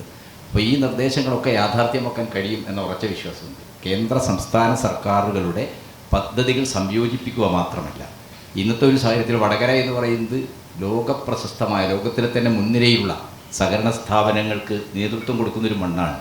ഇവിടെ രമേശിനോടെ ഉണ്ട്. അപ്പോൾ ഞങ്ങൾ ഈ ടീച്ചറുടെ ഒരു മാനിഫെസ്റ്റോ ഏറെക്കുറെ തയ്യാറായി കഴിഞ്ഞിട്ടുണ്ട്. ഇടതുപക്ഷം വേണ്ടി നേതാക്കളെ ചർച്ച ചെയ്തിരിക്കുകയാണ്. ഞങ്ങൾ രമേശനുമായിട്ട് ബന്ധപ്പെട്ടുകൊണ്ടാണ്. അപ്പോൾ ഇവിടെ ഉന്നയിക്കപ്പെട്ട പല പ്രശ്നങ്ങളും, പ്രത്യേകിച്ച് വടകരയിൽ ഏറ്റവും പ്രധാനപ്പെട്ട പ്രശ്നം അഭ്യസ്ത വിദ്യരുടെ തൊഴിലായ്മയാണ്.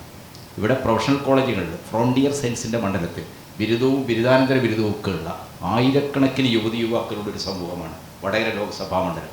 അവരെയെല്ലാം തന്നെ തൊഴിൽ നൽകി ഈ വടകരയിൽ തന്നെ നിർത്തുക എന്നുള്ളത്, ഇവിടെ ആരോ സൂചിപ്പിച്ചല്ലോ, മക്കളൊക്കെ പോകുമ്പോൾ വീട്ടിൽ ആളില്ലാതാവുകയാണ്. അപ്പോൾ വടകരക്കാരെ വടകര തന്നെ നിർത്താൻ കഴിയുന്ന രീതി ഇന്നത്തെ ഒരു ഇൻ്റർനാഷണൽ സമൂഹത്തിനകത്ത് അത് സാധ്യമാകുന്നൊക്കെയുള്ള വേറെ കാര്യം.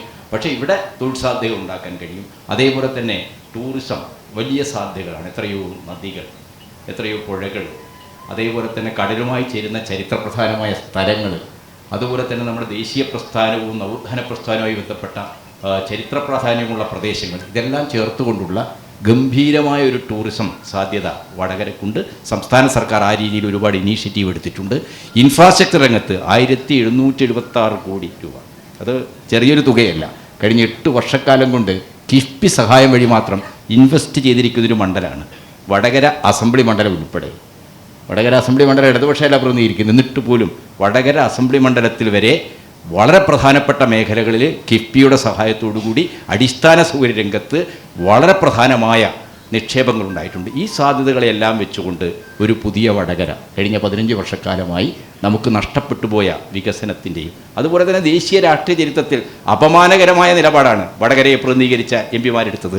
നിങ്ങൾക്കെല്ലാവർക്കും അറിയാം, ഈ തെരഞ്ഞെടുപ്പ് ചർച്ച ചെയ്യുന്ന മുത്തലാഖ് പിന്തുണച്ചാള മുല്ലപ്പള്ളി, അതേപോലെ തന്നെ NIA UAPA നിയമം അതിനെ പിന്തുണച്ചാളാണ്. ആ നിയമം കൊണ്ടുവന്ന ക്യാബിനറ്റിൻ്റെ ഭാഗമായിരുന്നു മുല്ലപ്പള്ളി. അപ്പോൾ ഈ കാര്യങ്ങളെല്ലാം വടകരക്കാരുടെ മനസ്സിലുണ്ട്. അതുകൊണ്ട് തന്നെ നമ്മളെല്ലാം ഇപ്പോൾ നടത്തിക്കൊണ്ടിരിക്കുന്ന ടീച്ചറുടെ വിജയത്തിന് വേണ്ടിയുള്ള പ്രവർത്തനം ജൂൺ 3-ാം തീയതി ആകുമ്പോൾ ലോകത്തെ ഒരു വിശ്വപൗരയാണ് ടീച്ചർ. ഇപ്പോൾ പല വൈറോളജി ഇൻസ്റ്റിറ്റ്യൂട്ടുകളും, ഞാനിപ്പോൾ ടീച്ചറുടെ ചില ബയോ സാധനങ്ങളിൽ നോക്കുമ്പോൾ പല വൈറോളജി ഇൻ്റർനാഷണൽ വൈറോളജി ഇൻസ്റ്റിറ്റ്യൂട്ടുകളിലും ഈ സാംക്രമിക രോഗങ്ങളുടെ സാമൂഹ്യശാസ്ത്ര പഠനത്തിൻ്റെ ടെസ്റ്റായിട്ട് ടീച്ചറുടെ ഈ കോവിഡ് കാലത്തെയും നിപ്പയുടെ കാലത്തെയും പ്രവർത്തനങ്ങളാണ് കുട്ടികൾക്ക് റെഫറൻസായിട്ട് കൊടുക്കുന്നത്. അപ്പോൾ ഈ ടീച്ചർ ഒരു വടകര ലോകസഭാ മണ്ഡലത്തിൽ മത്സരിക്കുന്ന ഈ ഷാഫി പറമ്പിലിനെ പോലുള്ള ഒരു സ്ഥാനാർത്ഥിയല്ല. താരതമ്യങ്ങളില്ലാത്ത ഒരു മഹാവ്യക്തിത്വമാണ് ശശി തരൂരല്ല വിശ്വപൗരൻ. വിശ്വപൗര ഇന്ന് ഇന്ത്യയിൽ ജീവിച്ചിരിക്കുന്ന വിശ്വപൗര എന്ന് പറയുന്നത് സഖാവ് ശൈലജ ടീച്ചറാണ്. അതുകൊണ്ട് വളരെ ഉത്തരവാദിത്വപൂർവ്വം ലോകത്തോട് തന്നെ നമുക്ക് ഈ ഉത്തരവാദിത്വം നിർവഹിക്കേണ്ടതുണ്ട്. ടീച്ചർക്ക് വമ്പിച്ച ഭൂരിപക്ഷം നൽകേണ്ടതുണ്ട്. അതിന് സഹായകരമായ ഒരു സംവാദം കൂടിയാണ് ഈ വികസന സംവാദമായിട്ട് മാറിയത്. ഇതിൽ പങ്കെടുത്ത ടി പി രാമകൃഷ്ണനുണ്ട്, രാജൻ മാഷുണ്ട്, അതേപോലെ MK ഭാസ്കരനുണ്ട്, ഇവിടെ പ്രമുഖരായ ജനപ്രതിനിധികളുണ്ട്. എല്ലാവർക്കും ഇതിൻ്റെ സംഘാടനത്തിൻ്റെ പിറകിൽ പ്രവർത്തിച്ച ഒരാളെന്ന നിലക്ക് നന്ദി രേഖപ്പെടുത്തിക്കൊണ്ട് ഈ പരിപാടി ഇവിടെ അവസാനിപ്പിക്കും.